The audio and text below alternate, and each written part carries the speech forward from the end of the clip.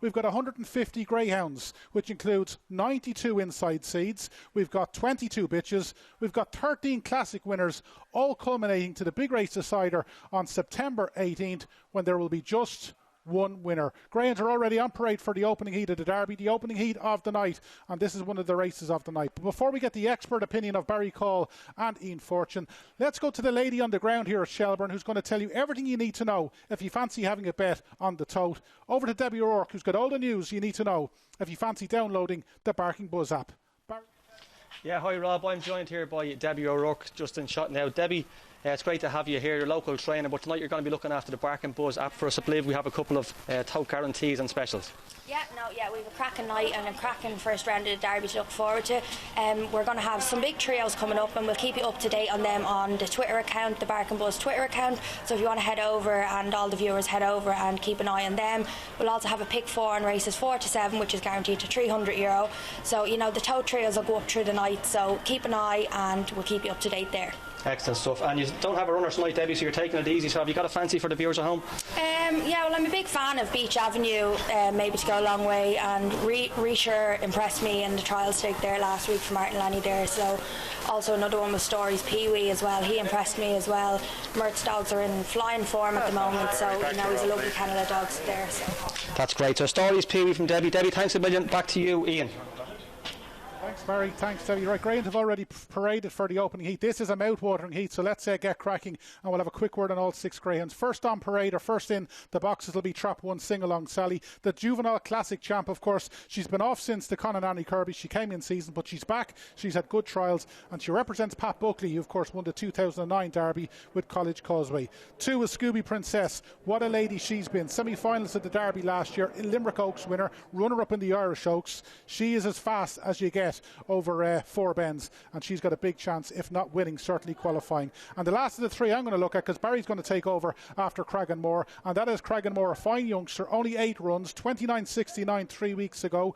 Good split of 3.46 suggests that could be up there early on, and has got a good chance of leading in the early stages. Barry, over to you. Droopy's Wyatt.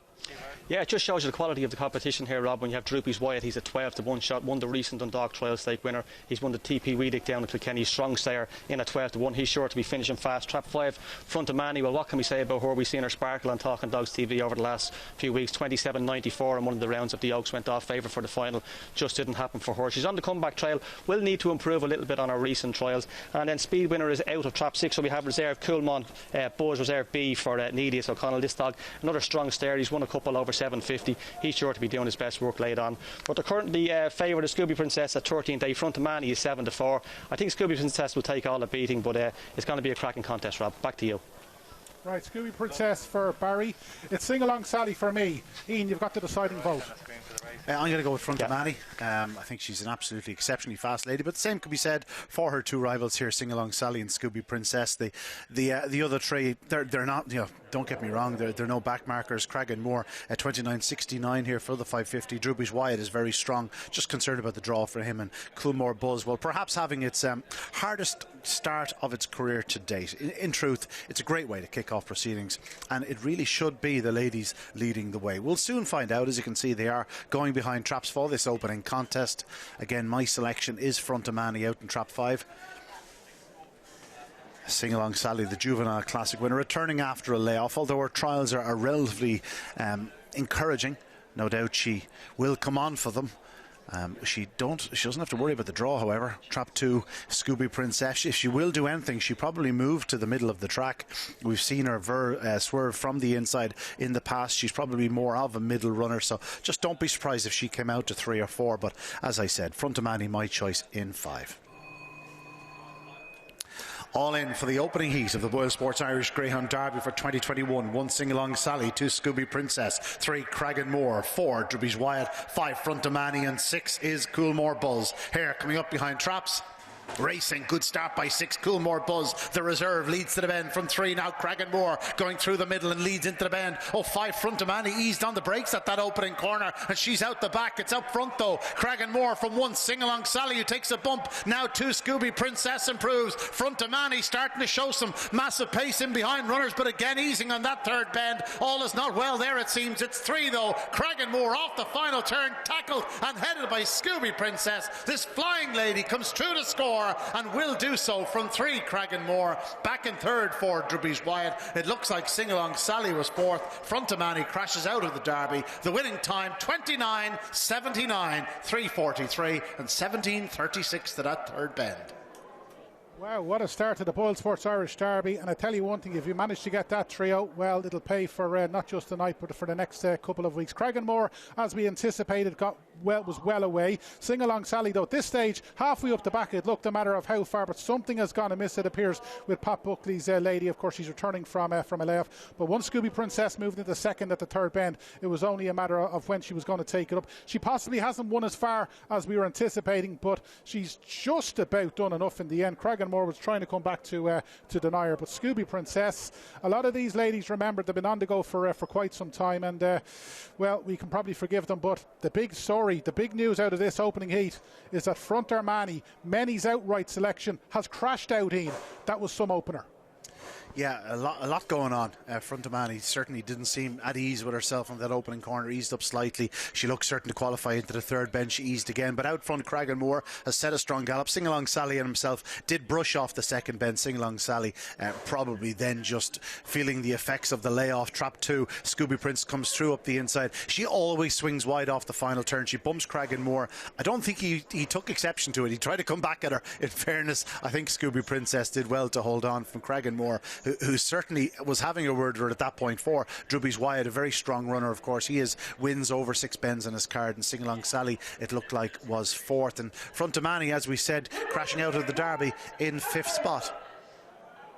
It was a race, it was a heat that an awful lot, you didn't really know where to look. We'll have another look again. It was level enough. I suppose Scooby Princess, we weren't expecting to hit the lids. Front Armani came out okay, but as Ian said, it was just going into the opening bend where she eased up, and of course the last time we saw her in race action was when she disappointed in the Oaks final, so maybe all isn't well with her.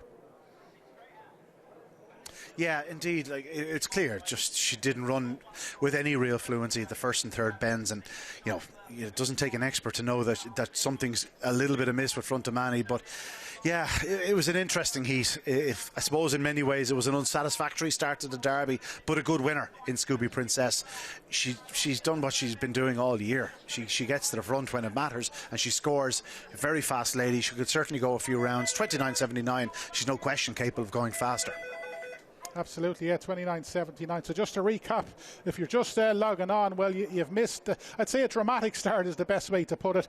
Victory has gone to Scooby Princess in the opening heat for Jennifer O'Donnell. Of course, her father, Matt O'Donnell, won the Derby with Skywalker Puma a few years ago. Cragganmore has run a blinder in defeat for Francie Murray. Nearly came back at Scooby Princess in the closing stages. That has finished second. Drubys Wyatt, we know he stays further, so he stayed on well for Robert Gleeson. Of course, Kalara Aiken is out a little bit later, so a little bit of compensation for Robert that Drubys Wyatt is qualified. And Sing Along Sally, halfway down the back, it looked as though she was going to win. She's returning from a break, so we can forgive her that. She's qualified. Well, good chance she's qualified. We don't know exactly yet, but every chance she's qualified. Armand Barry has caught up with the winning connection.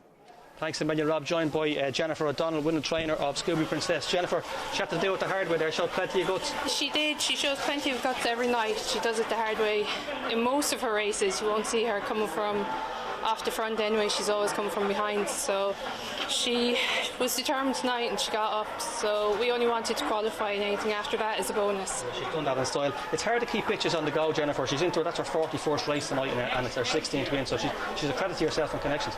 Yeah, she is. Look, she just has a will to win. She does be going mental at home if she's not out to go racing or galloping, or she has to be the first to do everything. So look, it's down to herself. She just wants to be out running. It's what she loves to do. She's certainly good at it. Jennifer, listen, thanks a million. The best Thank you very much. Thank you. Thanks, Jennifer.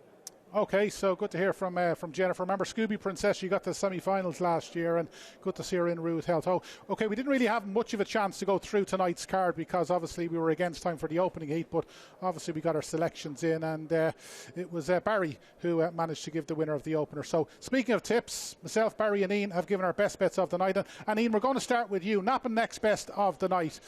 Give us your 2 dogs to follow this evening.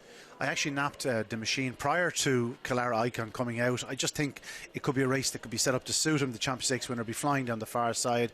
Broadstrand Ryan does tend to ease on the third bend. If he stands up, I think the machine will be flying at him, and I think he might just take control in the closing stages. And I've gone for Og's Air as my next best, although I've been telling a few people today that that's probably the one dog to back. I think you're guaranteed a run out of him, trap 6 in the final heat of the evening. Perfectly housed in 6th, as I said. Just a reminder, that opening race tonight was a dead heat between Scooby Princess and Cragganmore. A dead heat. So we were declaring Scooby Princess the winner. It was actually a dead heat. Okay, I think that's the first ever dead heat in Talking Dogs TV. Might be the first ever dead heat we've had in the Irish Derby for quite some time. So dead heat, Scooby Princess and Cragganmore. We may give Cragganmore more credit than he deserves. Right, so Ian's best 2 of the night. He's just given you those. Barry, you gave us, I suppose, a half a winner in the first because it's a dead heat. Your 2 to follow this evening. Yeah, I'll take that. Half a winner is better than no winner. My 2, I'm going to nap Priceless Jet. He's in the 7th race. We've seen him very unlucky in the Champions Stakes here a couple of weeks ago. Look, we've seen him over 750 here. He was doing savage runs to the third bend as it is, second time around, and like he's got a serious engine. He went up well in the Champions Stakes in both rounds, semi-final and the final, doing sections in around 342, 343. I don't think there's a bit of early pace in 5 tonight, but I think he's a good chance to hold his own. Ballymacfair, he's not been trapping great. Billy's Diva, look, she's a class act, but I think Priceless Jet, if he can trap level with them, I think he's going to take a bit of stop, and 2 to 1 seems like a very, very fair price to me. I'd be keen on that. And then my next best will be Zoom later on in the card. He's an even money shot. We've seen him, he was fabulous around Tralee at the start of his career. Took him a while to get going again when he stepped up to All Age Open Company, but he put in a big run here a couple of weeks ago, winning in 28.31. I think he's a certainty to lead tonight, and I think he might be able to clock 29.60, 29.70, and I'm sure that'll be good enough to win. Right, thanks for that, Barry. And hopefully we're saving the best to last, because my nap of the night is Deadly Destroyer, who runs in the 9th heat. Of course, we saw him in the Champions Stakes final. He missed the kick. A lot of people were blaming him maybe for the trouble at the bend, but I think if you look back, he was sort of caught in the middle and things didn't really go his way. Now, he obviously missed the kick, so he sort of made his own bad luck, but he's got a trap 2 tonight. It looks the ideal draw. He looks the most likely leader up, and we know what he can do. He won the Shelbourne Open 550 here a few weeks back, and there's every chance he could do something similar tonight. And a little bit like Ian, I went for value with my second pick of the night, Clona Bolt, who runs in the 6th heat. Now, he takes on the Select Stakes winner in Skywalker Barry and the Juvenile Derby winner as well. But Skywalker Barry's been a little bit disappointing here at Shelbourne the last couple of nights, and Clona Bolt, you might remember the night of the Easter Cup, he did a really good run over 5.75. This lad has got gears. He got hurt after the Conanandy Kirby, and he comes here having a couple of runs just to maybe blow the cobwebs away. And Tom O'Neill, he's a fairly good judge, and I just thought Clona Bolt at 5 or 6 to 1 just might be a little bit of value. A lot of good races here tonight at Shelbourne Park, and hopefully between the 6 selections that the 3 of us have given you, hopefully that'll pay for the stream or 2. Right, we're coming on to our second heat of the night. Greyhounds will be parading in due course. But Ian, we've waited so long for this derby, this BoyleSports Irish Greyhound Derby. Dramatic start, but some big names both tonight and tomorrow night, and we don't have long to wait till we see the outright favourite. No, we're waiting on Explosive Boy. He's running in this next heat. By all accounts, he's going to go off one of the hottest favourites we've ever seen in the BoyleSports Irish Greyhound Derby. Certainly in BoyleSports time, Clare's Rocket was in around the 7 to 1 mark. This fellow is as low as 6 to 1. I think the best you can get if you go looking for it is 15 to 2, but generally he's a 6 to 1, 7 to 1 chance. That's very short for a dog that has to go so many rounds. It's a long way off September 18th, but there's no question he has the perfect makeup. He's a flying starter. We saw in Tralee that he stays to 550 yards. He has the track record down there. Just a proper greyhound. A deserving favourite. Very interesting to see Dramana Bucco tomorrow night. Very lightly race, but he will get experience, and it'll be interesting to see if he can keep qualifying, if he develops into the greyhound that we all think he's going to be. Derby is everything, and if the opening heat didn't prove that, I don't think anything will. Right, they're not on parade yet for the second heat, but our man Barry has caught up with someone, so let's have a chat. Yeah, I'm having to earn my keep tonight, Rob. 2 winners of the first race with 2 interviews. I'm joined by Francie Murray, trainer of Cragganmore. Francie, congratulations. For a dog so young, he showed good battling qualities there to get himself back up to the force of dead heat in the line. Yeah, he ran really well. We took our time with the dog because he's a big dog, and we knew that he'd come on. Hopefully in this he'll keep coming on because he's a smashing dog. He's a bit big and scopy, so if he keeps improving he'll go far, hopefully. Nice. And I was just talking to you there just off camera about the trial 30:04. It didn't look like it set the word on light, but there was probably reasons for that. Yeah, there was a deluge of rain before the trial that night, and I think Ballymacfair one did 30:04 as well, so that was kind of a guide that they were thereabouts, so we were happy enough with the trial. There you go. Listen, congratulations and the best of luck around to you. Thanks for your time. Thanks very much, Barry. Cheers. Yeah, thanks Barry, thanks Francie, well done to Francie. Right, Greyhounds coming out on parade for the second heat of the BoyleSports Irish Derby, so let's get over to Ian. Yeah, thanks Rob. As you can see, the Greyhounds about to make their way onto the parade area for the second heat of the BoyleSports Irish Greyhound Derby. Drama in the opening heat, plenty happening. Finished in a dead heat. One wonders, will we see one here? Although the odds are certainly stacked against it with the raging hot favourite here, Explosive Boy, racing from trap 4. He'll be in and around the 4-1 on mark in the betting ring. First we're going to see, though, is Breffney Rock at the Mullingar qualifier, owned by Seamus Riley. He's won 10 of his 30 starts. He's a September 17, getting on a bit in time now. He'll be a veteran in the next month or so, but has some fine form around Mullingar, but facing a really stiff test here at Shelbourne. In 2 is Eden Currabray, ran a fine race and defeat in the Tipperary Cup last Saturday night for John Murray and Michael Splana, son of Kinloch Bray and Eden Curracannon. He's won 7 of his 31 starts. Again, he'll need to be at his very, very best to trouble the favourite Explosive Boy. 3, Stefan's Rocket, a dog who showed real promise around Enniscorthy in his early days. Hasn't quite found his trapping boots since then, but has plenty of pace, could certainly run into the frame for Shay Campbell, son of Good News and Sylvia's Chloe. Next up is another son of Good News, this the Derby favourite, Explosive Boy, for Pat Guilfoyle and Peter Sutcliffe. He's out of Delightful Girl. He's a sensational tracker. He's already the Produce Stakes winner, already the Race of Champions winner, beaten favourite in the Kirby. He just has it all. A special greyhound, the one they have to beat. 5 is Droopy's Dude for the Golden Hair Syndicate, and Beatrice Steiner, the son of Lawhill Blake and Droopy's Zero, has won 3 of his 15 starts. Noted finishing well in recent outings at Dundalk. Clearly very well in himself. And out in 6, Ballymac Cooper. What a star this greyhound has been. He's getting on in his career. He's a September 17 whelp for Liam Dowling, but what a star he's been. A Derby finalist last year, won the champion unraced in his early days, but a really special greyhound. It's a cracking contest, but all eyes will be on Explosive Boy, racing from trap 4, the Derby favourite. Yeah, thanks Ian. A little bit of the old and the new. We've got in this second heat of the BoyleSports Irish Derby. Right, the first 3 we're going to concentrate on, and we're going to start with Breffney Comet for Seamus Riley. She's the only female in the lineup. She's a daughter of Taylor Sky, as Ian said. She's the Mullingar Trial Stake winner. She's 10 from 3. She's got a good strike rate, but it's a big step up in class for Breffney Comet, even though she's in really good form. Eden Currabray, trap 2, comes here after finishing second in the Tipperary Cup. He was unlucky in both the semi-final and the final of that big Munster competition. He makes his Shelbourne Park debut. We know he stays further because he's raced over 750, and if he's on the premises halfway down the back, well, he'll have a great chance of qualifying. And then we come on to Stefan's Rocket in trap 3 for Shay Campbell, a 3-time winner from 11 starts, knocked out in the early rounds of the Irish Sprint Cup, and no luck in the Dundalk Trial Stake early, but on the clocks is likely to struggle Stefan's Rocket. But one who's not likely to struggle is Explosive Boy, and Barry, he's the outright favourite. He is indeed, Rob, outright favourite to take outright honours, and he was put in at 1-3 to win this heat, and that's gone. He's now 1-4, best price to win this heat. A little bit short for me for a dog that hasn't ran over 550 in ran over 550 in Shelbourne Park, and it's a long time since he's had a race up here in Shelbourne Park. But look, he is the class act of the field, and look, we all want to see the best dogs progress, and he certainly is one of the best in the field. So good luck to Patrick Guilfoyle. Droopy's Dude in trap 5 for Beatrice Steiner was running down in Dundalk in the Bar 1 International, bumped up against some hot competition down there, but it has some decent form around here. When you look at think about it, it's all about qualifying really tonight, and this dog has 13 top 3 finishes from his 15 runs, so I'm sure Connections would settle for another place here this evening in progress. He has some smart sectionals over 525, clocked at 207 here in the past, so he can go up well. And then in trap 6 we have the star veteran Ballymac Cooper. Look, Ian already mentioned on parade what he's won. He's been a fabulous dog. The only thing is his best days are certainly behind him, and he's getting no younger. He's had 5 runs this year, and I think only 1 top 3 finish, so I think the Dowlings are hoping he can just raise the flag for a couple more runs, and it'd be great to see him do himself justice. But I think a career at stud beckons for him. I'm going to go with 4, Rob, Explosive Boy to beat trap 2, Eden Currabray. Yeah, I think we're all going to go for trap 4, and I think Eden Currabray could finish second in place in 27 of its 31 starts. Really good strike rate, Eden Currabray. And no doubt it's a third vote for Explosive Boy for you. Yeah, absolutely. One would expect him to hit the lids, go to the front, win quite comfortably. I think the bottom two are the main dangers, Droopy Stud and Ballymac Cooper, but Explosive Boy should be too good for them.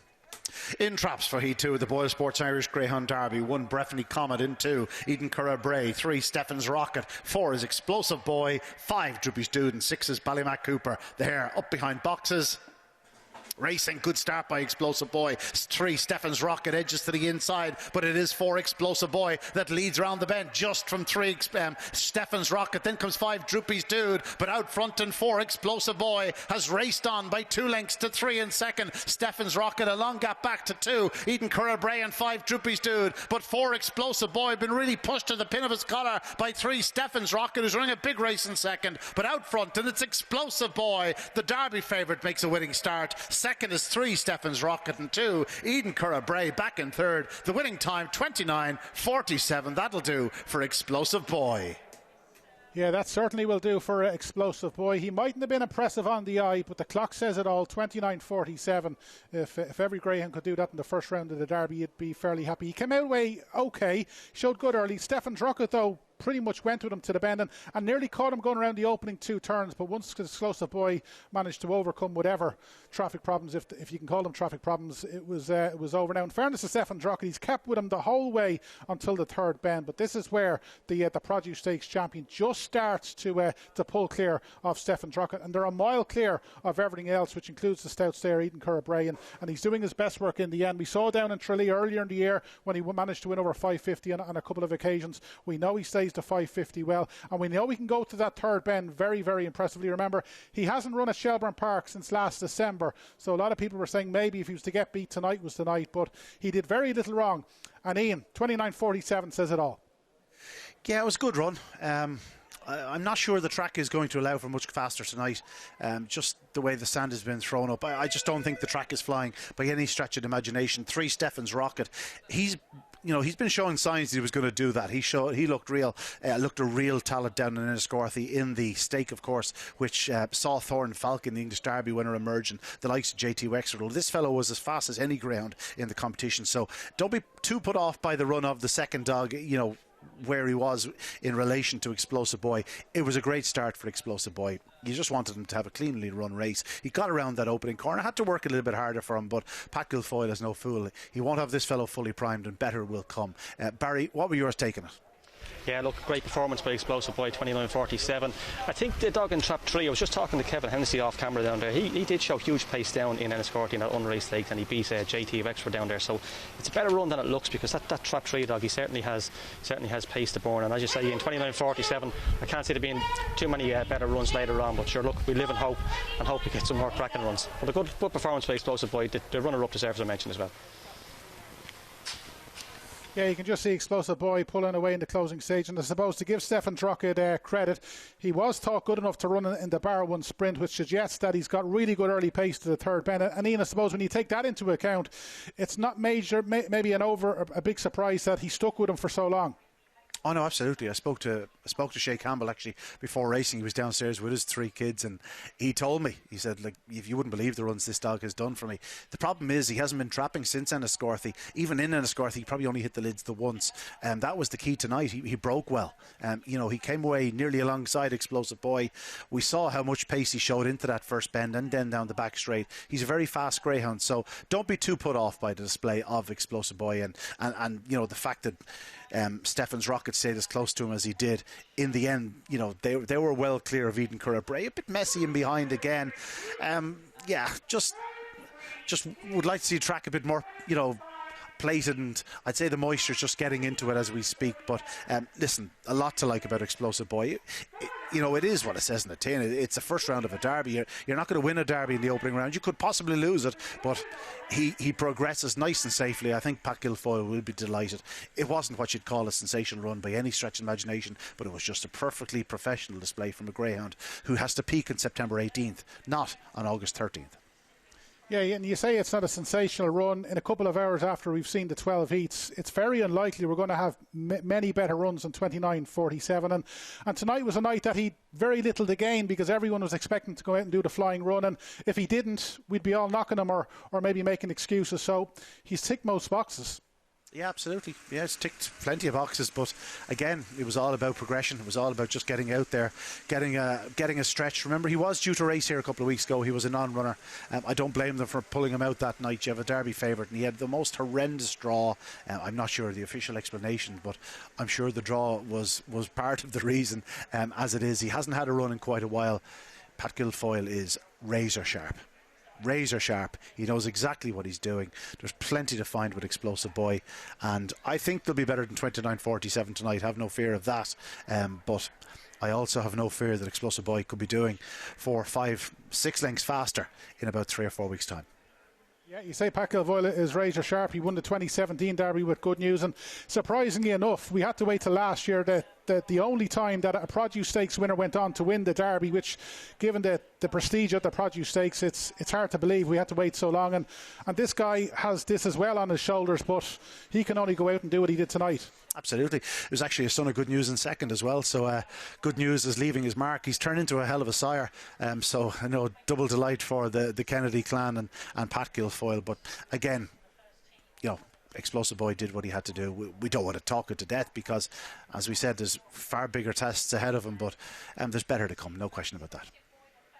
Okay, thanks for that, Ian. So first round not over for Explosive Boy, but the first major hurdle has been passed and he moves safely through to the second round. Remember, the draw for the second round will be on Facebook straight after tomorrow night's programme. Right, let's go to Barry. I'm sure he's caught up with an Explosive Boy connection. Thanks, Rob. I do indeed. I'm joined by trainer Pat Guilfoyle, Explosive Boy. Pat, congratulations again. A few times now I've interviewed you on Talking Dogs TV. Must be some of the nerves out of the way. First round, get that over with. Absolutely, yeah. We're happy to get the first tonight out of the way, to be honest, because he needs a couple of races, and that's the nature of the dog. He needs a few runs to find his best form. So, to run there well, he ran well there tonight. So very happy with him. He stays on the 550 well, and it's his first time out of 550 box, and a lot of first things for him there tonight. So, happy with that. Yeah, he ran very well.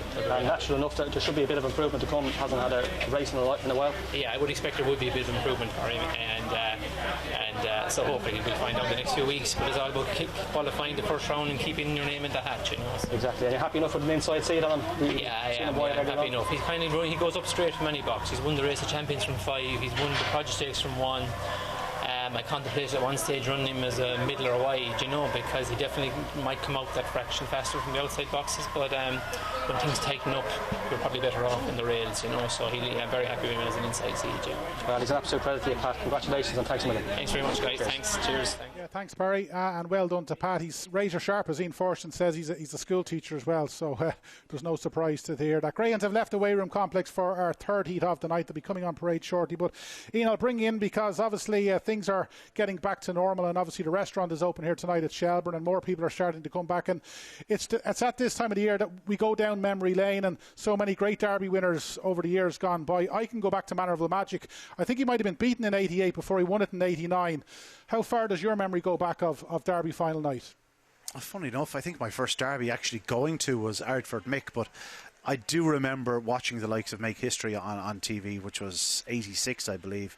Would have only been a young fella, but I do remember it. But yeah, some very, very special memories of the place. Obviously, family connection as well. Dad is always involved in various broadcasts through the years, and Derby final night or just the Derby time, it's just very special. Nostalgia is a very, very powerful thing.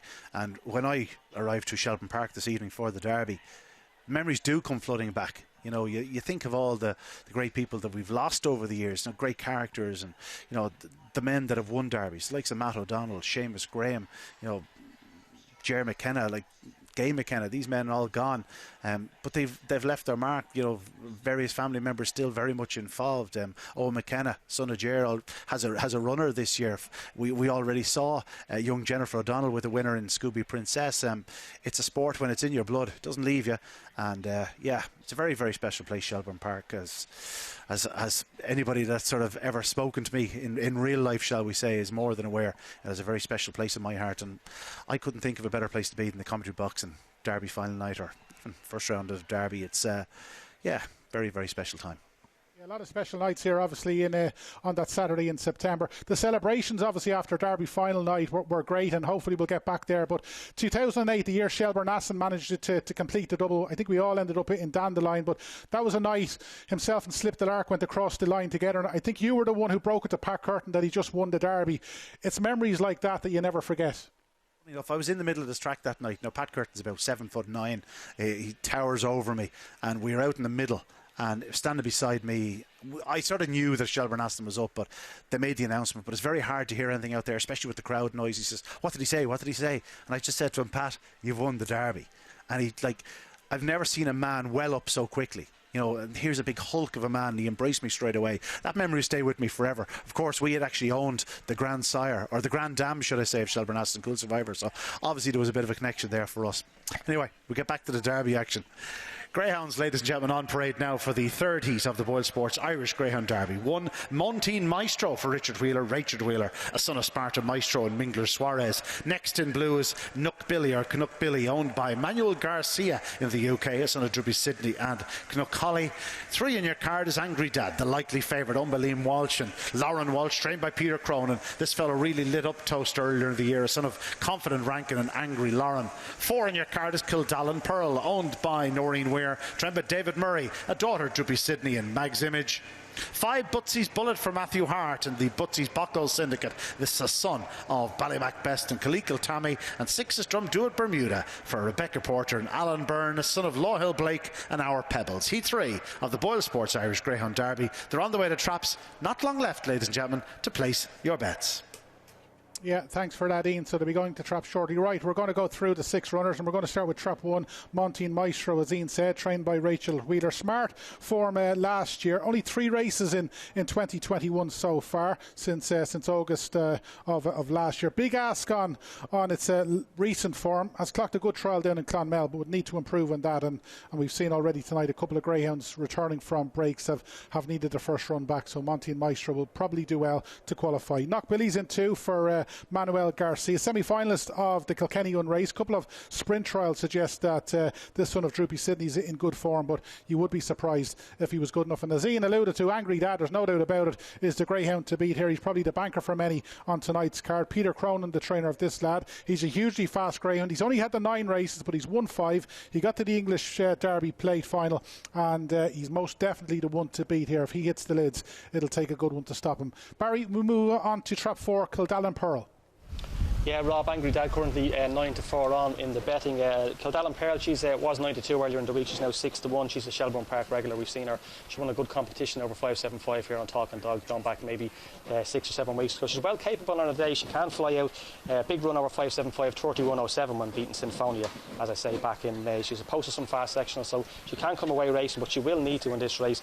Butsy's Bullet, look, he's 4 times a winner. We've seen him again win on Talking Dog TV. However, his wins have come in A3 companies. Won 1A1 and an A6 as well, but look, he's still young enough to improve. He's quite lightly raced, only has the 14 starts to his name. And out in 6, Drumduat Bermuda, he was second runner up in the Dumbro trial site there recently behind Drumcrow Honey. A good card, 9 wins from his 30 starts. Had some decent runs again over a Ford or 5-7-5, clocked 31-30 back in October last year, and he has clocked 29-60 over this distance in the Derby last year. But I'm going to side with trap 1, believe it or not here, Rob, Montine Maestro at about 10-1.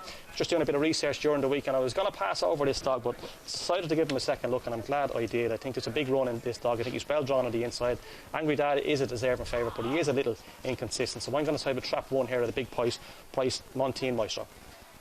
Okay, thanks for that, Barry. And of course, if you're getting involved in the forecast or the trio, well, it's a big price greyhound that generally makes the dividend go up. So don't be surprised if Montine Maestro manages to finish in the first 3. Angry Dad for me. I thought he was the banker of the night away from Explosive Boy.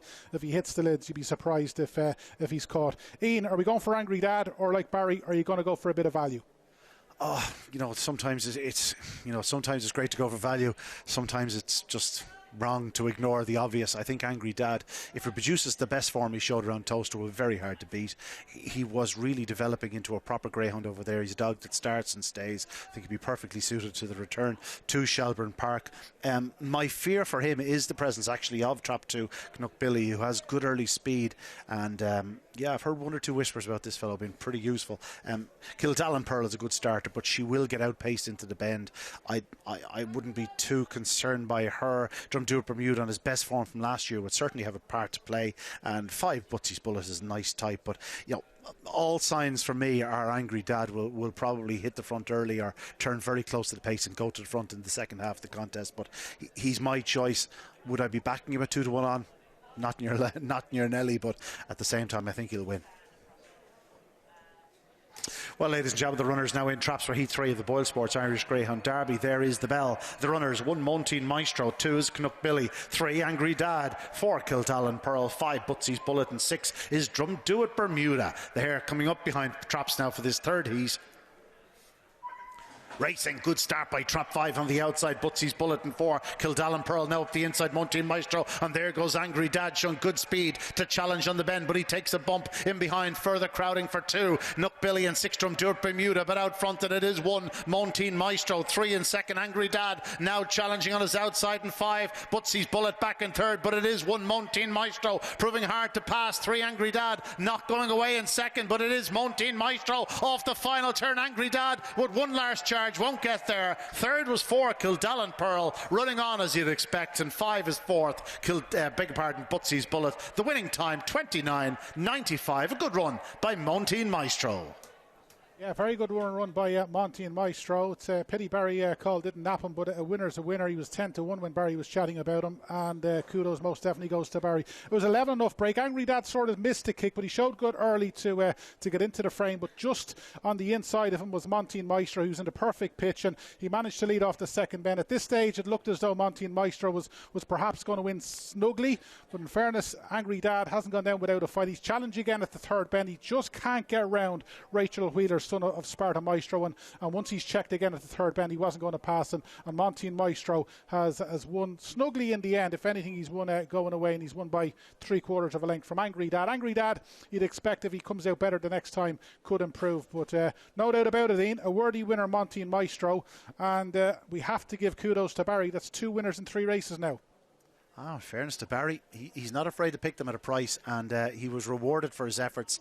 I'm not sure he's going to be rewarded for his dress sense, but no, a fine display there by Montine Maestro up the inside. I think Angry Dad was a little bit unlucky, missed the kick, was showing the best early speed, was gone to the front at the corner, but Montine Maestro just shoved him out of the way, got himself a couple of lengths on Angry Dad, who came back at the leader into that third bend, but again he's challenging on the wrong part and on the wrong side, and Montine Maestro, not afraid to use his 80-pound frame, just got in the way again, drifts off slightly there between the last 2 bends to force Angry Dad up the inside, and Montine Maestro gets to the winning line. Rachel Wheeler is very shrewd at a greyhound. She's had some really decent types in the past. She's had a classic winner, but no, good effort from Montine Maestro, but I wouldn't be giving up on Angry Dad just yet. I thought it was a fine display in defeat, and Butsy's Bullet and Kildallan Pearl probably both qualifying, although it is 21 of the fastest forts, so you need to be unlucky not to qualify, but again, Angry Dad was the one to take out the race for me, but a good winner in Montine Maestro. Winner indeed, and as Ian said in commentary, Kildallan Pearl was the one who was doing her best work late on. She managed to finish third for David Murray, just ahead of Butsy's Bullet. We'll have another look again. 5 was well away, Butsy's Bullet, but Montine Maestro and Angry Dad just got upside. Butsy's Bullet was pushed wide around the opening 2 bends, and as we said, just from the second bend, Montine Maestro looked the most likely winner, and Barry will bring in at this stage because you were probably fairly confident halfway down the back. I'd just like to correct you first, Rob. It's 3 winners from 3 races, not 2 winners from 3 races. So 3 from 3. I'm just going to bring in Shay for the last race. Want to just pass me by there? Sorry, folks. Shay Campbell and Stephen Rocket. Shay, congratulations. The dog ran an absolute blinder there. Yeah. He finished second behind Explosive Boy. Yeah, he run very well. We're delighted.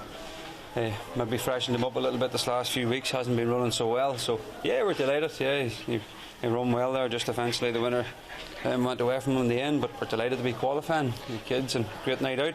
Yeah, exactly. He showed great pace down around Enniscorthy at the beginning of his career. Yeah, he run very well down there. We were delighted with him. Took a little while to come back to maybe that run tonight. I'd been running well in a few trials, but yeah, we're delighted that he's back on what we know he can do tonight. Good stuff. So the journey home will be a little bit shorter tonight. Yeah, we'll maybe get a Burger King now on the way up the road and enjoy Burger King. It's like a win for us. He's been running poor, so it's like a win. He deserved it, and a bit of cheese on the burger as well. Listen, Stefan, or Shay, sorry, it's a great performance. Congratulations and the best luck in the next round. Appreciate that. Thank you very much. Thanks a million. Right. Yeah, well done to Shay, and I think himself and the dog deserve a Burger King after that, but it'll be back to business from tomorrow morning onwards. Fairness, Barry, a blind man could have picked Explosive Boy, but you did say 3 out of 3, so we'll give you that. We'll be looking at the 14th in due course, but Ina, I'll bring you back in again, because obviously we're going down memory lane. I don't want to pull the heartstrings too much, but your father was a huge fan, like all of us, of College Causeway. 2009, he went through the Derby unbeaten, but there was a couple of nights, I think it was the second or third round, at the third bend, we didn't even think he'd qualify, and he won. A remarkable greyhound. And he mightn't be the best greyhound you've ever seen, but maybe the best Derby winner. He was a tremendous greyhound and Derby winner. Yeah, I remember him from his very, very first days. I was doing the 12 to follow, and I rang my great pal Shawnee Flaherty down in Tralee and said, give me a couple. And he pointed out Killahan, Fanter and College Causeway. What a pair they were. Both ended up with Pat Buckley, but at this stage College Causeway had even run over 6 bends. He'd shown loads of pace. He was actually too old to go into my 12 to follow, but it just goes to show that he was always very, very fast greyhound. But I'm not sure he was ever looking like he wouldn't qualify in that Derby, Rob. Anyone that knew this dog knew exactly what he did from that third bend home, and well, we saw that in Derby final night. I'll never forget the reaction off the second bend, and it did coincide with Mayophila saying, and here comes the Causeway.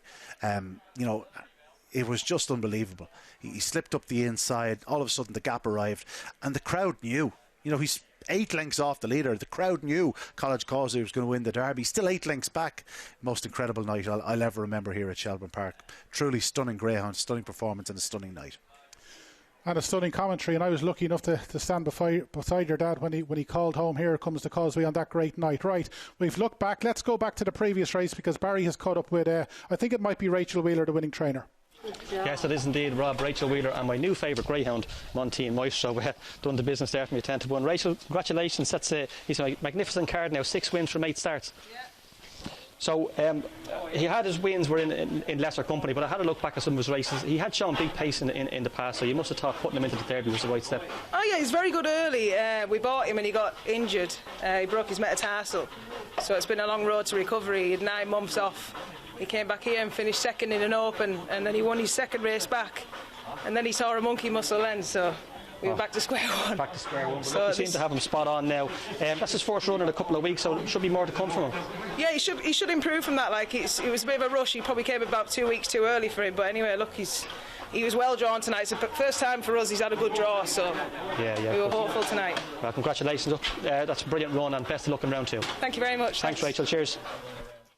Yeah, thanks, Rachel. Great to see a greyhound like that coming back after having so many issues, and hopefully he goes a long way in this year's Derby. The greyhounds have come out on parade, or come out from the weigh room. They'll be parading shortly for Heat 4. But Ian, obviously it's a great night. We've seen Explosive Boy already do his thing. I think we've 6 classic winners tonight, and I suppose the biggest name out of it after Explosive Boy is Ballymacwild, a Duke Classic winner, and he's there again. 8 major finals in the last 16 months, and a few weeks down the line, many are expecting him to be there again. Yeah, he's just a warrior. He's one of those greyhounds nearly impossible to keep out of the frame. Back in the day, we were used to seeing him sort of flashing from boxes and hitting the front. Maybe 1 out of every 2 nights. Now it's more so he's a strong runner. Just picks his spots to make his move. He's clever. He's very clever. He seems to avoid traffic. When he gets the space, he can inject that little bit of pace to get through gaps and whatnot. And yeah, just a really proper greyhound, really solid, strong running dog. Did me a real turn earlier in the year in the Shelbourne 600. I backed him at 14 to 1 prior to the semi-finals. I thought it was an insult for a dog of his calibre and class and calibre. So yeah, he owes me nothing. I'd say there's plenty of people out there that say Ballymacwild owes them nothing. Just a special greyhound, and it'd be great to see him in action again. And I certainly wouldn't rule him out reaching a 3rd Derby final between last year's Derby here, English Derby earlier this year, and Shelbourne Park in 2021. It could easily happen. Yeah, and of course, your favourite lady outside the 4 at home, Ballymac Ariel. She's in trap 5 tonight. It might suit better than trap 6. I'm not sure. The way my kids have been acting, she might actually be in my top 2. Ballymac Ariel. She's out in trap 5. She's a good draw if she hits the lid. Sizzler's on her outside, so he won't bother her. He's a very wide runner. Dear Jet Sydney is obviously the main threat. Even if he does miss the kick, you know he's going to go up strongly and stay absolutely within an inch and a half of that inside rail, so he'll make up ground around the opening 2 bends. So if she doesn't do things correctly, she'll have a real buckle on her hands down the backstrip. But if she does things correctly, she is the one greyhound in the Derby that's capable of doing a 29-second run. Perhaps not tonight, but it's certainly be no surprise to me if she went around in 29:30. And before we go to this race, Greyhounds still not on parade, we must mention the machine. Obviously, the last time we were here at Shelbourne was on Racing Post Greyhound TV, and he did his thing in the Champion Stakes final. And the Matthews are, you talked about Pat Kilvoyle being sharp, they're razor sharp as well. And you just get the impression this lad is just coming to the fore. Yeah, I had to do a price-wise in the Racing Post yesterday, and it was for this morning, and I picked the machine simply because I thought the 33-1 was just an insult. Now, it was few and far between the 33-1, but if there was a market for which greyhound would make the final, he'd be favourite. You know, I think he's about a 2-1 chance to make the final, but if you're backing him each way at 33-1, you're getting your 8-1. I just think he'll be in the latter stages of the Derby. You take your chance thereafter, but as Damien alluded to that night in the Champ Stakes, the coat is coming right, the dog just seems well in himself, and I think the return to Shelbourne Park has really suited him, and I think he'll be a big player in this year's Derby. Well, as you can see, ladies and gentlemen, the runners now on parade for Heat 4 of the BoyleSports Irish Greyhound Derby. First up in red, 10 by Thursday for Stephen Radcliffe, a son of Mile High Alba and Alice My Angel. Next in the blue jacket, Magical Jasper for Pat Guilfoyle, who's already had a winner, owned by Alice Guilfoyle, a son of Headbound and Law Hill Louise. 3 on your card, Triangle Hugo for Brendan Murphy, a son of Droopy's Jet, Triangle Serena. 4 is Cash Return, Brendan Mansell for Peter Kelly, son of Kinloch Bray and Peter's Queen. In 5, we have Coolavani Chick for Noel Hare. This is a hugely talented daughter, Droopy Sydney and Tom's Delight. She has a litter pups on the ground. And out in 6 is Butsy's Best for Matthew Hart and the Butsy's Bocco Syndicate, a son of Ballymac Best and Kaleekal Tammy. Heat 4 of the BoyleSports Irish Greyhound Derby, a wide open affair this. Claims could be made for a number of them. They are making their way towards traps. Not long left to get involved. Yeah, most definitely one of the openest, one of the most open heats that we have of the 25 first round heats of the BoyleSports Irish Derby. So if you can manage to pick the winner here, you'll do well. Maybe Barry Cole's the man to ask. We'll get Barry's thoughts in due course. But 10 by Thursday is in trap 1, as we said, 3rd in the Drumbo Park Trial Stake. Massive step up in grade, and you'd have thought this lad will do well to qualify.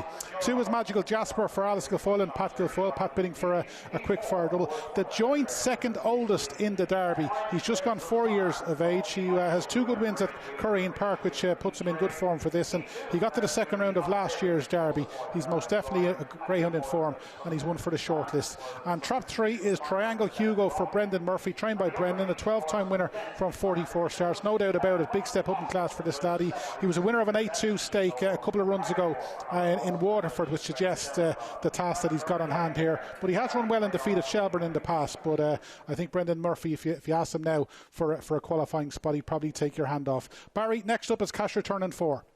Yeah, thanks Rob. Just to quickly give you a show of betting, it's quite an open race here. 5 and 6 joint favourites, 9-4. Magical Jasper's trading about 3-1. Trap 4 Cash Return, yeah, he only has 2 wins to his name from 12 starts, but look, he was a finalist in the Produce Stakes. He has some good form to his name. He does stay well. Decent enough trial around here last time, 29.96. And Coolavani Chick out in 5, one of the joint favourites. She was 3rd in the English Derby last year. She's one of Ireland's fastest ladies, as we know. She is on the comeback trial, but her 2 recent trials were promising enough around here at Shelbourne Park, 28.80 and 28.62, so she is improving. And finally, out in trap 6, Butsy's Best, the other joint favourite at 9-4. He is another one who we've seen win on Talking Dogs TV earlier in the month. No luck down in Dundalk in the Derby trial stake, but we've seen Stefan Druckett. He finished down the field in that stake as well, so the form of that is standing up. We've seen him win over 550 here before. His trapping can be his Achilles heel, but he does have some early pace if he does get it right. It's an intriguing contest here. I'm going to take a chance on Cash Return in trap 4, around about 8-1. A couple of the others have question marks about them, so I'll try Cash Return at about 8 or 9-1, Rob. Okay, so Barry going for 4 in the trot, and you gave us a 10-1 winner of the previous race. It's Coulivanny Chick for me. I think she's the class act. Obviously, she's back after having a litter of pups, but her couple of recent trials suggest she's in good form. Remember, her last run was when she was second in last year's Shelbourne Open 600, but she's done 29.39 for the 550 here at Shelbourne, and if she's anywhere near that, she'll win this. But obviously, she's coming back after a long layoff. So cash return for Barry, Coulivanny Chick for me. Ian Fortune, what are you going for? Oh, this is a stick a pin in them race. Do you know what could run well at a big price is Trap 3 Triangle Hugo. Has some good form in the provinces.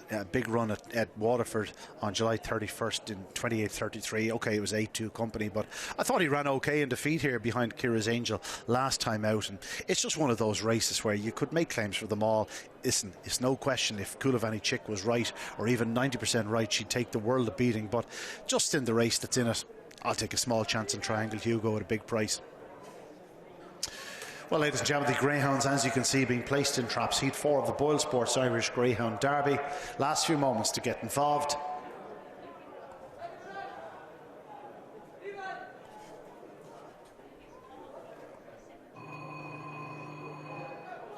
All in. The runners in 1, 10 by Thursday. 2 Magical Jasper, 3 Triangle Hugo, 4 Cash Return, 5 Coulivanny Chick, 6 is Butsy's Best Hair up behind traps.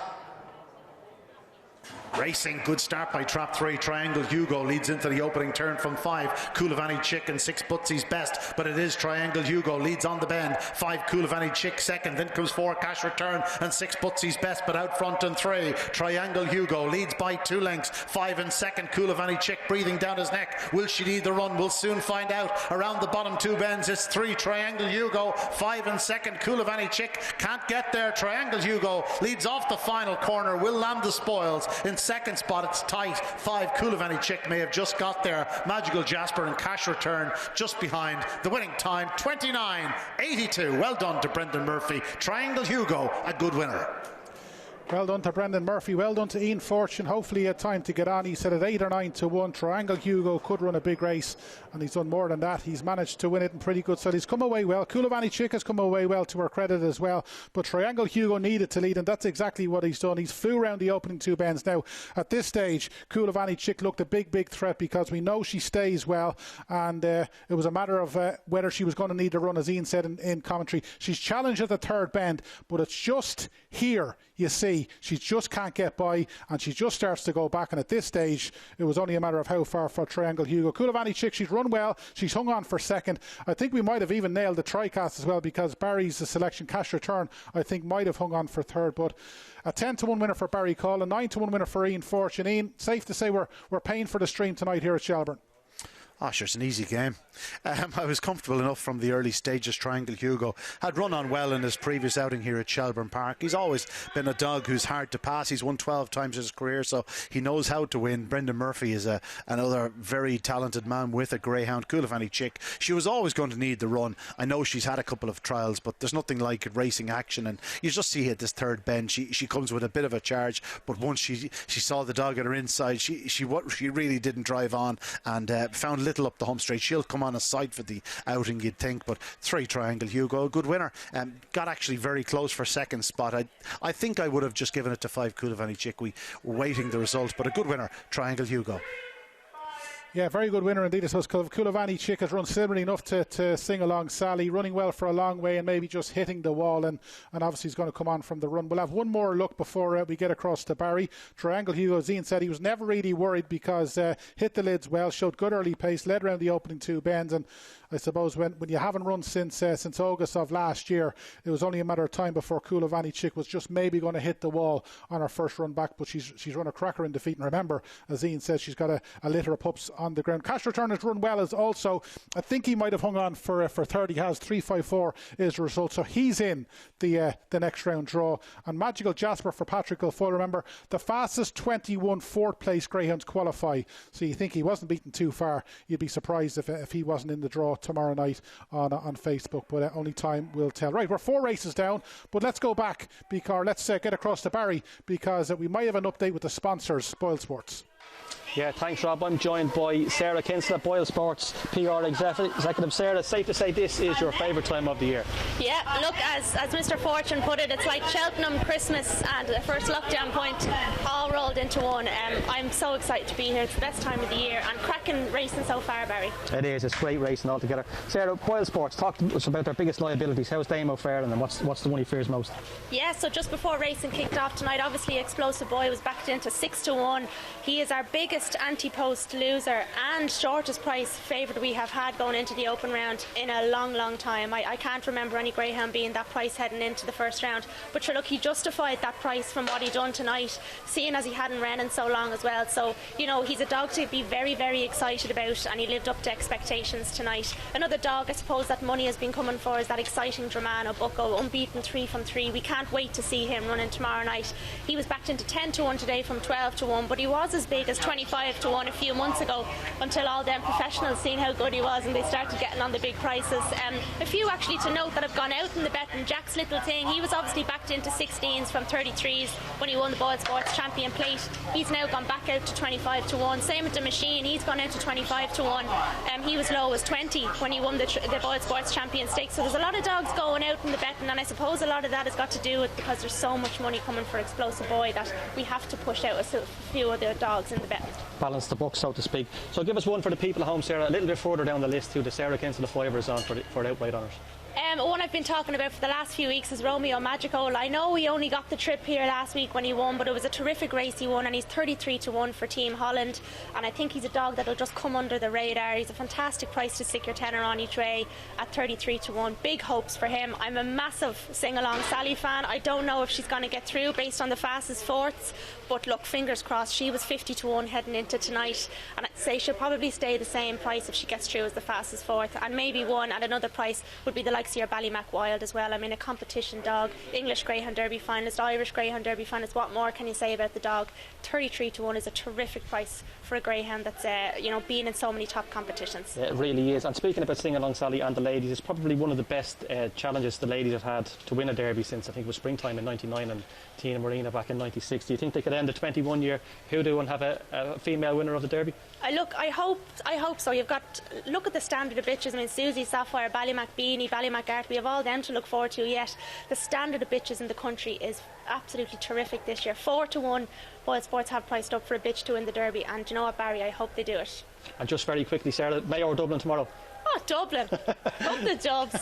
Thanks a million. That's Sarah Kinsella from BoyleSports. Sarah, thanks a million. Thank you. Yeah, I wonder will she be smiling when Mayo are leading this time tomorrow night. Barry, I've picked Ian Fortune's brain about outright honours. As much as he'd like me to talk to him all night, I suppose I better ask you. Outright betting, because tomorrow the bookmakers, they're still going to be paying first six. We've seen Front Armani crash out, and a couple of other notables might go out later in the night and maybe not hit the heights that we're expecting. So there's going to be value with the sponsors and other bookmakers tomorrow, and you'll still be getting each way a quarter of the odds first six. If there was a couple that you were going into your local betting shop tomorrow or having a bet online, where would you steer punters?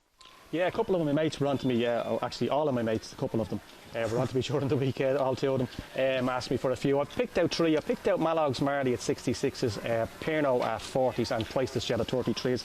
Mallows Marley came back from a recent layoff here a while ago, about 2 weeks ago, and he beat Pierno. I think the form of that race was quite strong. There was a dog back in third, No Green Dye. He was quite a good yardstick, and he does stay further. In fact, he's run over 8 bends, and he got to within 3 or 4 lengths, well, maybe 4 lengths of them at the third bend, and the two of them pulled away from him. It was a good performance with the front two, Mallows Marley and Pierno. And as I say, Pierno's a good competition dog. We've seen him in the 600 here, and he seemed to run himself into form. So that was only his second run back, and I think he clocked 29.60 his fourth run back, 29.50 his second run back. He's a dog that can go a long way into competition. And as I say, Mallows Marley, he was on the comeback trail, clocking 29.43 on his comeback run. There's sure to be a bit more improvement to come. Priceless Jet, 33-1. I've mentioned him, he's my nap of the night tonight. I can see him going a few rounds. He is a wide seed, so more likely than not he's going to get trap 6 or trap 5 in a lot of the rounds. He stays on strongly. He has a bit more early pace than people give him credit for. So those would be the three I'd have against the field, Rob. Hopefully one of them can make the second round. Yeah, if they go all the way, you can buy a couple of new shirts as well. They're not on parade yet for the next of the heat, so we'll just go back through memory lane. Your earliest Derby final memory, I went to Manorville Magic, Ian went to Ardford Mick. You're a bit older than the two of us, so you probably can go further back. I think the first derby I was here was he said so in 2005. I was about 10 at the time. No, Rob, I was back around the same era as you. I remember my father brought me here when the big stands were here. We've got 10 or 12 steps in the grandstands now. I was talking about the times when there was maybe 20, 25 steps and the grandstands were huge. Dogs like Michael's Machine and Farlow Melody around there. It was just a nipper. But I think one of the great finals I seen was Tina Marina when she just picked up Mount Leader Pier coming close home. That was a great race. And I heard you talking about the great commentary Michael Fortune gave College Causeway. I think he threw another one that can trump a lot of them. It was when Razzle Dazzle Billy won the Derby for Dolores Route, and there was rumours going on that week that the dog might be under a bit of an injury cloud, and I think he hit the front, and the saying from Michael was Razzle Dazzle Billy, injury or no injury, down the far side. So that was a brilliant line from him. But yeah, there's been some great finals. Shelbourne Aston and Slip the Lark, that was amazing. I thought Slip the Lark had held on TV, and Rapid Ranger was brilliant around here behind Judicial Pride. So there's been so many of them. I just hope we get to see another great derby as well. You can't mention the derby without mentioning College Causeway. His running style really lent him to the public. So look, hopefully we get something similar this year, one that all the crowds can get to enjoy, and hopefully it's Mallows, Marley or Pierno. Yeah, absolutely. A wonderful commentary. Injury or no injury, I watched that live in San Diego and I felt like being here because of the man who was in the booth. Right, let's get to the man in the booth tonight, because Ian, they're coming on parade for our next heat. Not quite. You're nice and early.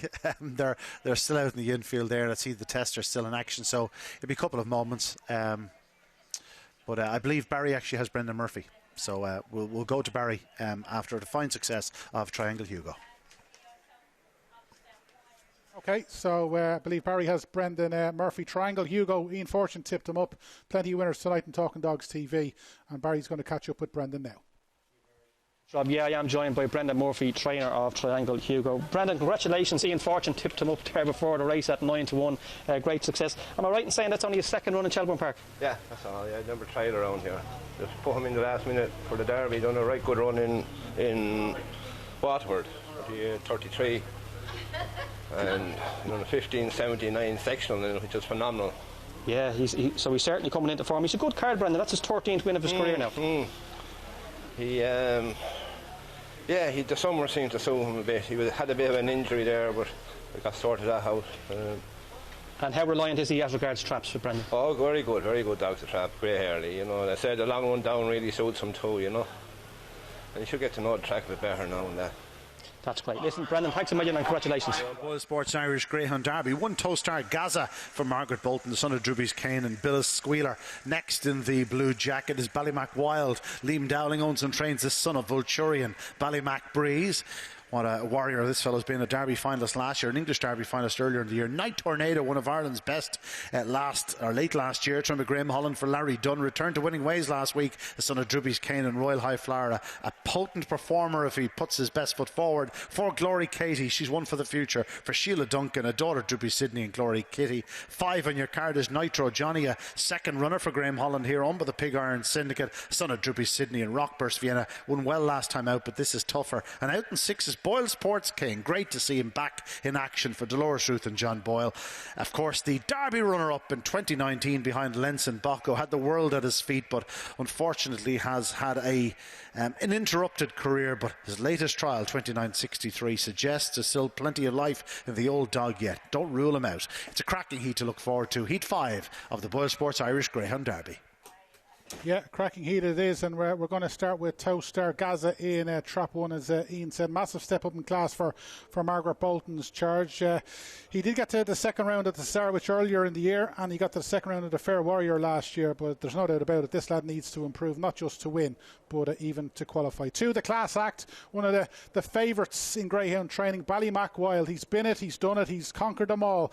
8 major finals in the last 16 months. What a warrior. Got to the final last year, of course. He's a dual classic winner. There's nothing left unsaid about Ballymac Wild, and he won his first 4 heats of last year's Derby, which suggests that he's got a great chance of doing something similar over the next few weeks. There's no doubt about it. Ballymac Wild is the one to beat. 3 is Night Tornado for Larry Dunn and Graham Holland. This lad is a hugely fast greyhound, one of the very few to break the 28-second barrier here at Shelbourne Park. He made all over 550 in his most latest start. He looks the biggest danger to Ballymac Wild, and Night Tornado, of course, representing Graham Holland, who's won the last 2 derbies. Barry, over to you for Glory Katie. She's an improving young bitch. We've seen her win around here for over 5.75. She clocked 31.15. She ran well in the hot puppy stake here last Friday night behind the likes of Serene, Ace and Droopy's Gloss. So as I say, she's only in November 19. You can expect a bit of improvement to come from her. She's currently an 11-1 chance. Out in 5, Nitro Johnny for Graham Holland. Big performance here last week. He made all to win in 28.46.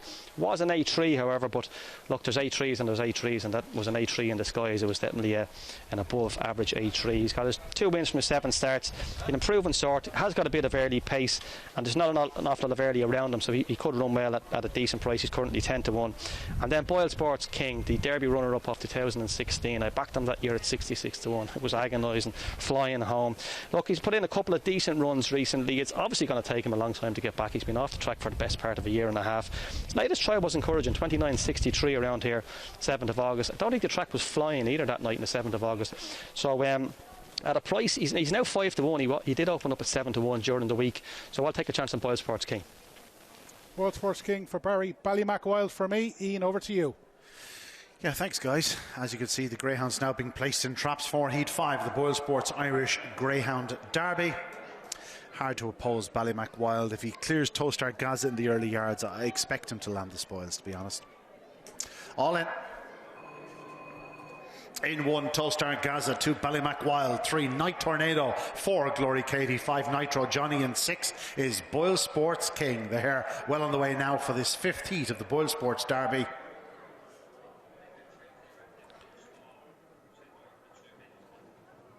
Often racing, good start by trap 1, Tostar Gaza in 2nd spot. 2, Ballymac Wild. Then comes 4 on their outside, Glory Katie, and 5 improves Nitro Johnny, but Ballymac Wild escapes traffic, goes round 2nd to 5, Nitro Johnny, but there goes Ballymac Wild, runs riot down the far side, goes on by 3 lengths. BoyleSports King challenging for 3rd with Glory Katie, but it's out front, trap 2, Ballymac Wild. They won't catch this fellow. 5 in 2nd, Nitro Johnny. BoyleSports King running a fine race back in 3rd, but up front, and it's Ballymac Wild. BoyleSports King is 2nd, and 5, Nitro Johnny 3rd. The winning time 29.66, but real Derby pedigree on show. A finalist last year winning it, and the runner-up in 2019 finishing 2nd. Yeah, terrific stuff from Ballymac Wild. He's just a greyhound you love, and in fairness to him tonight, he's had to battle because he's anticipated the break and he's missed it, and that meant that Tostar Gaza led him up, and there wasn't much room between him and Glory Katie. But Ballymac Wild, as brave as you get, somehow managed to get his nose in front around the opening 2 bends. Now, he was headed by Nitro Johnny, but once he got any way of breathing space halfway down the back, it was only a matter of how far, and this is where this greyhound excels. We saw him win the Shelbourne Open 600 earlier in the year when he had to brush everything off around him, and that the further this lad goes, the better, and he's done this well. And given that he didn't really get going until just after the 2nd bend, to do 29.66 just tells you everything you need to know about Ballymac Wild. What a greyhound. Remember, we said he won the first 4 heats of last year's Irish Derby, and judging by that, there's every chance he could do something similar. Ian, we'll have another recap. He's had to do it the hard way, but BoyleSports King had to do it the hard way.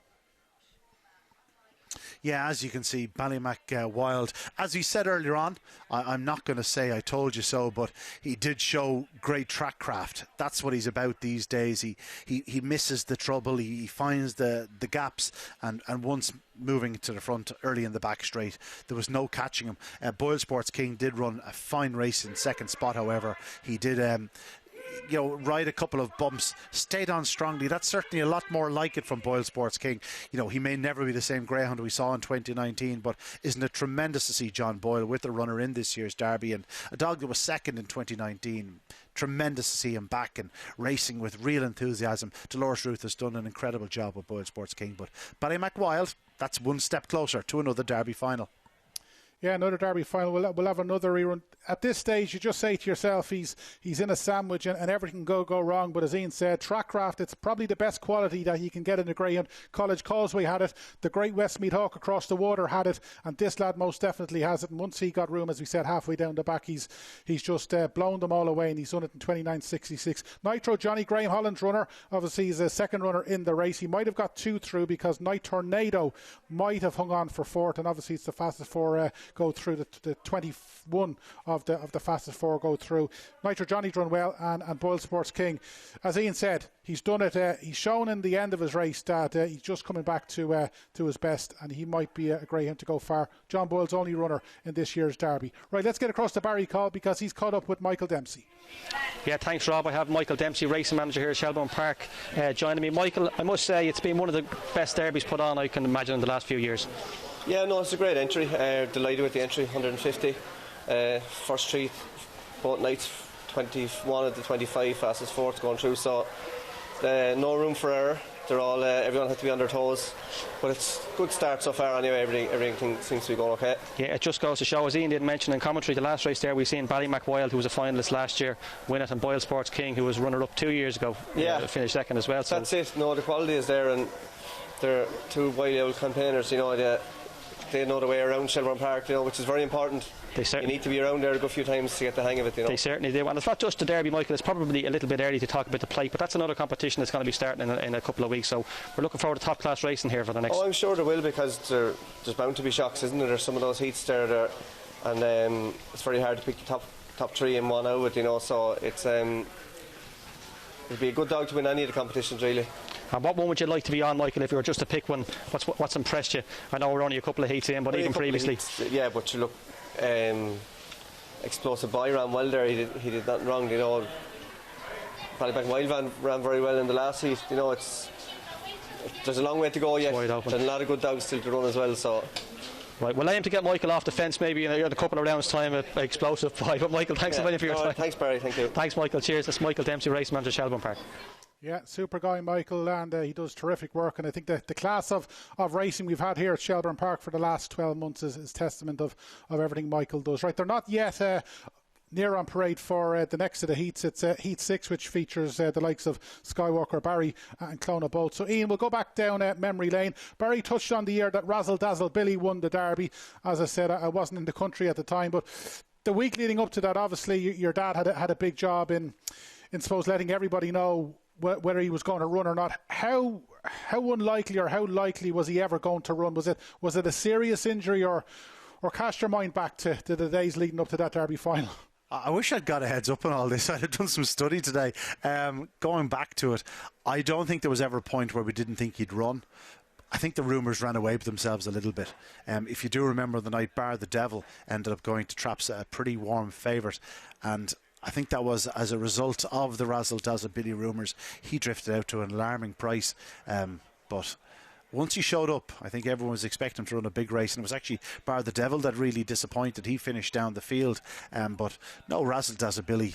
Again, you know, I mentioned earlier on, I was beside Pat Curtin when he found out he'd won the Derby. I actually watched that Derby at the first bend. I think RT were broadcasting from down that direction. I would have been on duty that night, and I stood beside Liam Marks, the owner of Razzle Dazzle Billy, and down the back straight when the dog was 4 or 5 clear, I said to Liam, I said, you can give him a holler. Not yet. Not yet. It was like that scene in Braveheart. Hold, and literally as he hit the line, he let his first roar. It's an amazing thing to be beside a man when they fulfil their life's dream. And I've been lucky enough to do it twice or 3 times in this game. It's a bit special like that, but yeah, I remember it well. Razzle Dazzle Billy truly was a magnificent greyhound, and turned out to be a fantastic sire also. Yeah, you said you could have done some research. I think you've done enough with the memory banks there. Now, Razzle Dazzle Billy was trained by Dolores Ruth, and Barry's caught up with her after BoyleSports King's run. Thanks a million, Rob. Yeah, there he is, the legend himself. And Dolores has just told me that this fella's heading to McDonald's. We had a winner earlier on who's heading to Burger King, so I'm going to have to change the diet when I go home myself. Dolores, he's an absolute legend of the game now at this stage. He's had his problems, but you must be delighted with the way you ran tonight. Oh my God, like we thought when he was runner-up in the Derby that like we were going to have a great future with him, and then we thought the dream was over, and my God, has it come alive tonight. Absolutely amazing run. I think you, like myself and the rest of the country, thought we had a real superstar when he was second in the Derby, being so young. But look, considering all he's been through, he really is a superstar. What were some of his injuries he had that could tail his career? Oh, it's serious injuries. He severed the flexor tendon completely, so he's in had a serious operation and in a cast for 6 weeks. And then he pulled the other one, tore it completely on the other leg.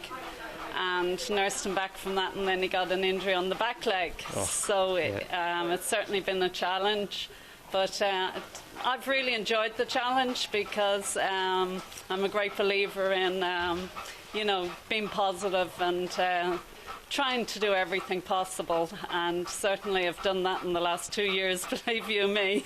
I've been there, done that, and tried everything. So to run like that tonight, because he got such a heavy bump at the first bend, and he ran great into the third bend, so thrilled for John Boyle, couldn't be more happier for him, and he always believed that we'd get him back. He had great faith in me, so it's duly rewarded tonight.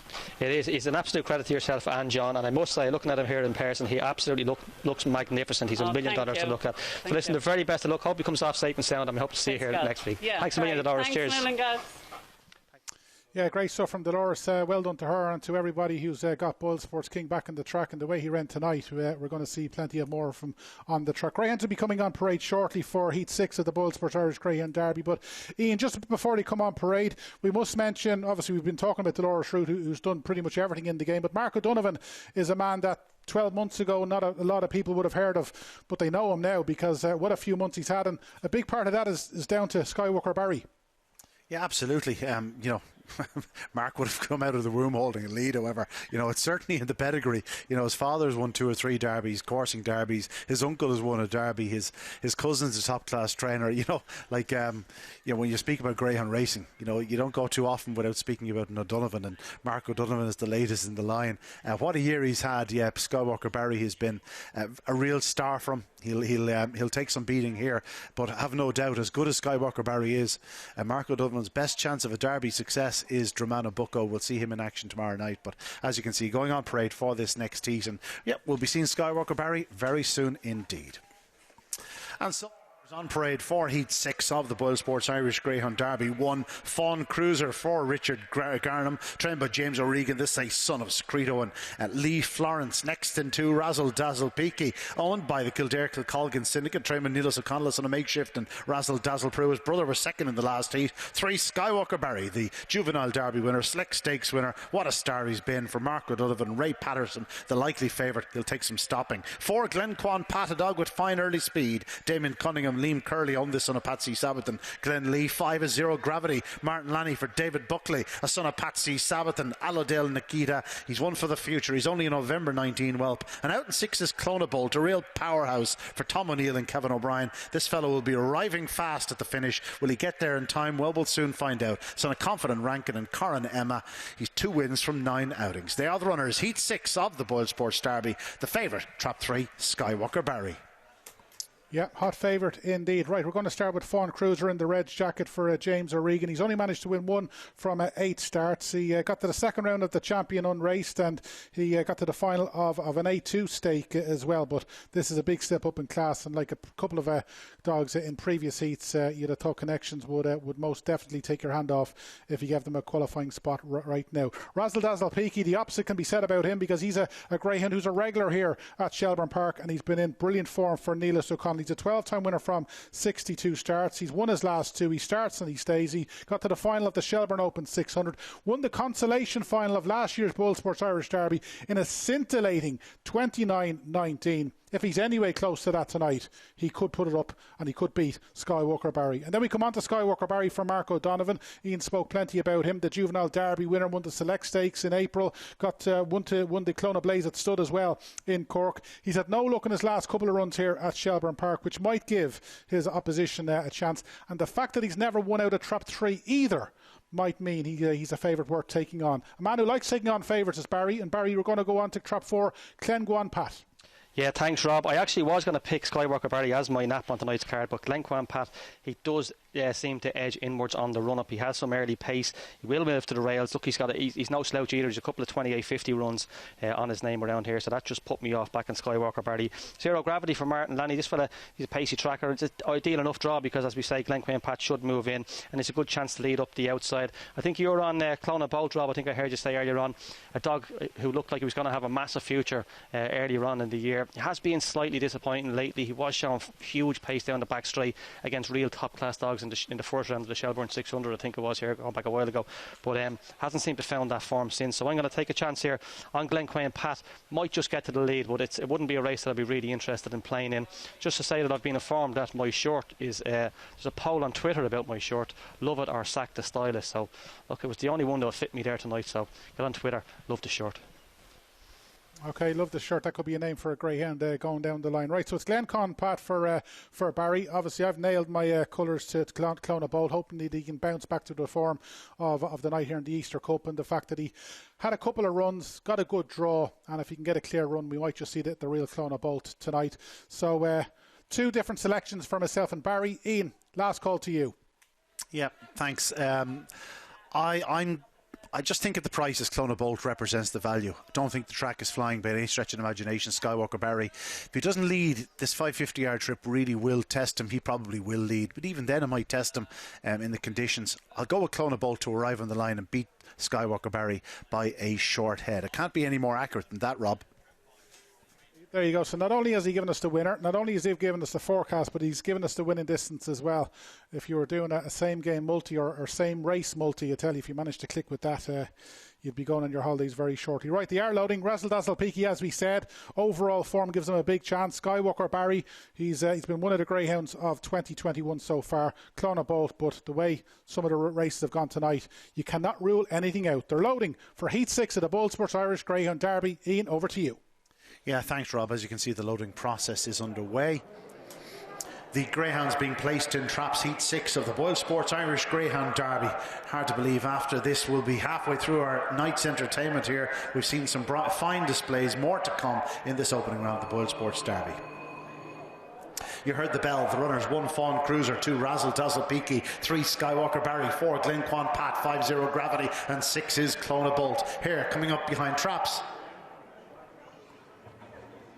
Racing, 1 or 2 of them charging traps. 2 comes away well. Razzle Dazzle Peaky now challenged and headed by 4. Glenquain Pat 2. Razzle Dazzle Peaky second. Skywalker Barry's in third. Traffic in behind. Clona Bolt is relegated to last, but out front and Glenquain Pat goes on. 2 Razzle Dazzle Peaky sure to stay on strongly in second. Then comes 3 Skywalker Barry, but out front and it's Glenquain Pat. Is he a sitting duck? Razzle Dazzle Peaky draws closer, but up front and Glenquain Pat keeps on digging to the line. Razzle Dazzle Peaky nails him, I think. Second is 4 Glenquain Pat. 3 Skywalker Barry, having not led, ran okay in third. The winning time 29.90. I'm going to say it was Razzle Dazzle Peaky, but you know what? We'll go to the judge just to be certain.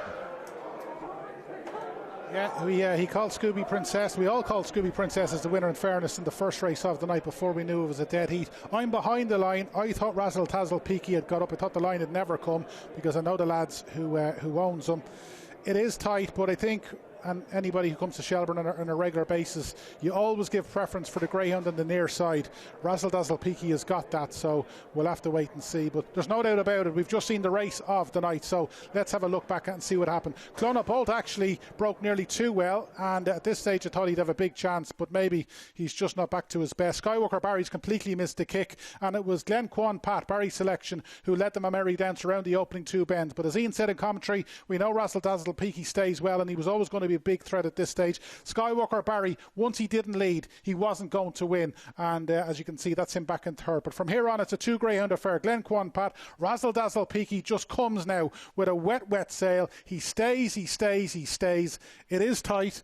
Ian Fortune is the photo finish expert in Shelbourne Park. He's not sure, but let's hope. If you've backed Razzle Dazzle Peaky and neither of us tipped him up, he's won it. Razzle Dazzle Peaky's won it. He's got up in the closing stages for the Kildare-Kilgalgan syndicate. I've had the pleasure of interviewing him a couple of times on Racing Post Greyhound TV. They're great lads. They're from Eadstown in County Kildare, and no doubt if they're not here tonight, they'll be at home. But Ian, what a race and what a winner.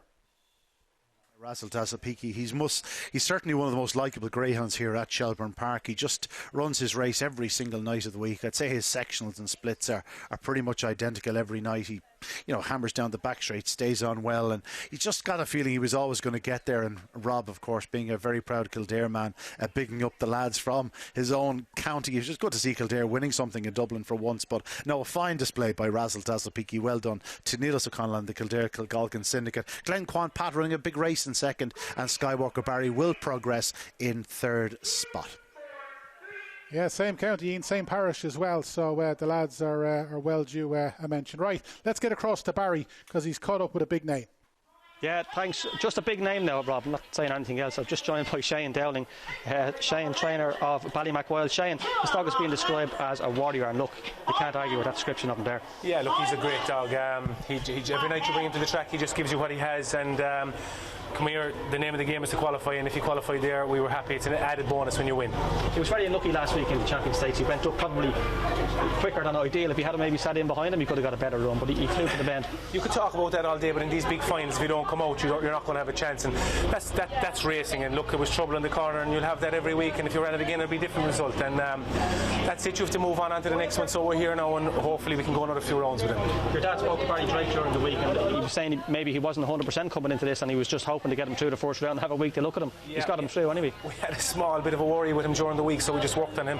All the lads at home did a great job, and look, he seemed to be in full fettle there. We'll know a bit more tomorrow, so he didn't show any ill effects there, so hopefully he's okay. Final question, another Derby win or Kerry to win the All-Ireland? Here, come here, we've so many All-Irelands now, we nearly take the Derby, you know. Thanks a million. That's Shane Dowling. Shane, thanks very much. Thank you.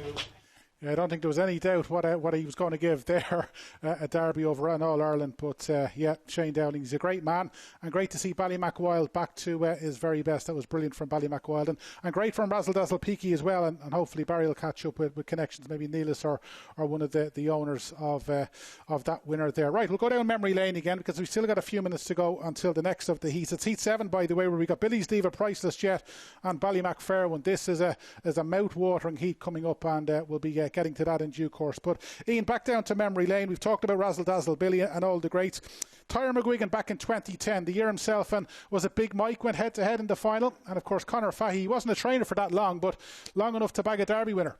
Yeah, Tyre Big Mike was, I'm not sure if he was 4 to 5 or evens on the night. He was the one they all had to beat. But Tyre McGuigan, who was a dog who'd run A2 company 2 or 3 weeks prior to the Derby, he'd won a race.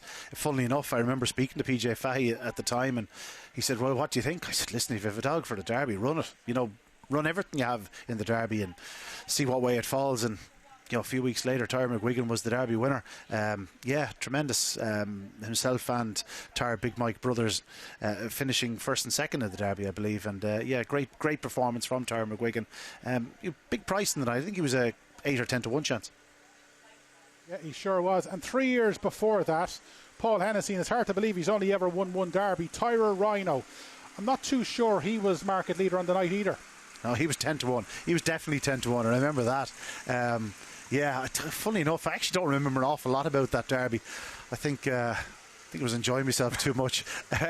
No, but Tyra Rhino was a good Derby winner. I wasn't actually working at the dogs at that point. I had a real job at that point, so I would have been here for many nights of it. But I don't actually think I was certainly here on the big night, but I can't remember an awful lot about it. I think I might have been on the enjoyable juice that night. Yeah, because it is funny. Am I correct in saying Paul's only won one Derby? Obviously, Late Show's the one we all remember for the reason they didn't get up. And Paul, he dominated the sport for so long. He's obviously won everything in the game. So it's hard to believe that he hasn't won more Derbies. Yeah, listen, I'm gonna say he's won the one Derby. Yeah, and I could well in 3 minutes go, sure, he's have to win in that. Obviously, he's won 2 English derbies, JT Jet and Prices Blake. He's also won the Scottish Derby. I'm sure he's won a few derbies down the country. But yeah, Tyre Rhino to date, as far as I'm almost certain I looked it up today, Rhino. So yeah, don't worry. Well, I'll trust you. As I said, you could have given me the old heads up, Rob. It would have been nice and handy. Well, you're always good for a backup plan. But great Derby winners. Let's go. Right, we'll go 12 months ago. New and Taylor obviously was in the middle of COVID. We built up the final so much, but it wasn't because of New and Taylor. It was because of the only greyhound ever to break 30 or 29 seconds for the 550. And well, now that's a bit unfair. It was because of New and Taylor as well. Absolutely. If you do remember, New and Taylor may have actually started favourite to beat Pastana on the night. So they were two absolute superstars of the sport. We wanted to see them going head to head. It's very unfortunate what happened, but there's no question about it. Ewan Taylor was a brilliant Derby winner and a brilliant greyhound. Even if he didn't produce his very best on Derby final night, we saw the very best of him through that Derby. His semi-final run and quarter-final run were simply sensational. And obviously, I wasn't doing Ewan Taylor any discredit, but I was basically saying Pastana was the greyhound of last year's Derby. But Ewan Taylor was sent off favourite because Pastana didn't get the draw. Am I right in saying that? Well, perhaps, but if you do remember, Ewan Taylor had set the real standard in the semi-finals when the track wasn't flying. He did the most incredible run. It probably would have equated to something similar to Pastana's track record. So I think he started favourite because he did have the better of the draw. But at the same time, it was just one of those races where things happened. It was actually the other dogs in the race that caused the hassle, not Pastana, not Ewan Taylor, as it was. Thankfully, Ewan Taylor got around, didn't get involved in the traffic as well, because it would have been terrible, for two of them to fall or something like that, because he just got around that opening corner and then really had to dig in to see off Mina Miracle, who of course has been retired inside the last week, and it's a shame we won't see her again on the track. What a star she was in 2020, of course, winning Bitch of the Year. Okay, they're coming on parade shortly. You mentioned Mina Miracle. Obviously, she got to the final last year. 22 bitches, obviously, in the first round of the Derby. We've seen Scooby Princess already win. Sing Along Sally looks as though she's going to go through. Front Amani has gone out, but we've got Billy's Diva and greyhounds like that to come. Can you remember a better quality of bitches going into a Derby? And obviously, we've had really good bitches, but overall, like, we've 8 or 10 at the first round draw that you could say this could get to a final.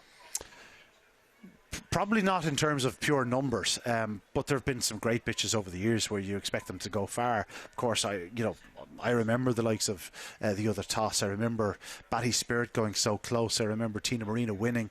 I remember Springtime, Old Maid. Like even Fraser might have had a couple of finalists. Miss Tetley, I think, reached a final.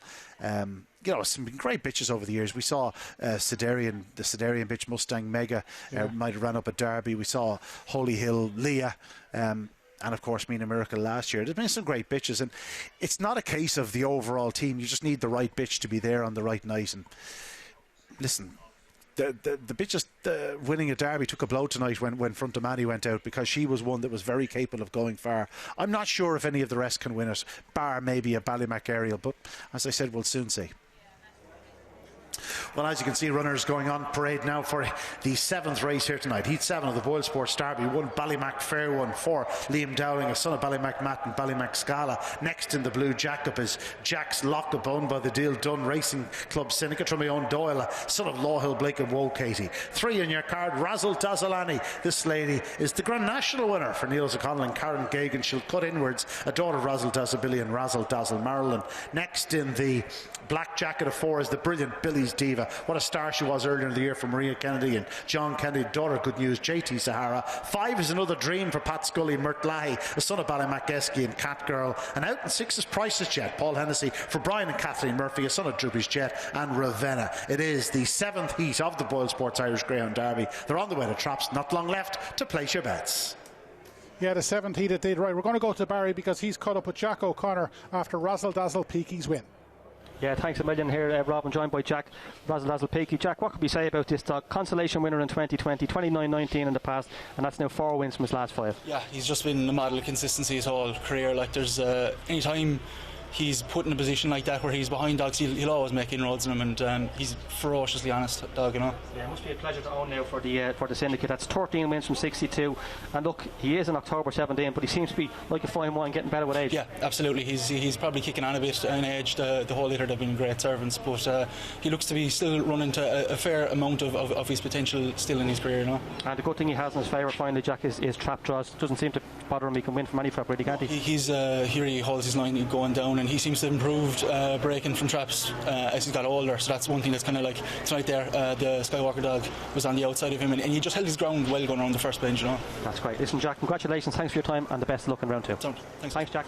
Thanks, Barry. Thanks, Jack. Right, let's go through the 6 runners for this mouthwatering Heat 7. Ballymac Fairwin is in Trap 1, bidding to give the the Dowlings, a double on the night. He's in the red jacket, and he's a 4-time winner from 10 starts. He obviously was sent off favourite for the English Derby final, and he's a greyhound that looks as though he's hitting form, could be hitting form at the right time. He'd no look in the Champion Stakes, but one wonders is tonight that we all see the real Ballymac Fairwind. Jack's Lockup is in trap 2 for the Deal Done Syndicate, and Owen Doyle, a 1-time winner from 12 start, ran well in defeat behind Romeo Magico, but looks up against it here. And 3, bidding to give Neelis O'Connell a quick fire double. Razzle, Dazzle, Annie, one of 2 classic winners in this heat alone. She's the only lady. She's an 8-time winner from 49 starts, and she's not far off her 4th birthday. She could be a little bit of value on the tote if you're getting involved in the trio. Barry, over to you.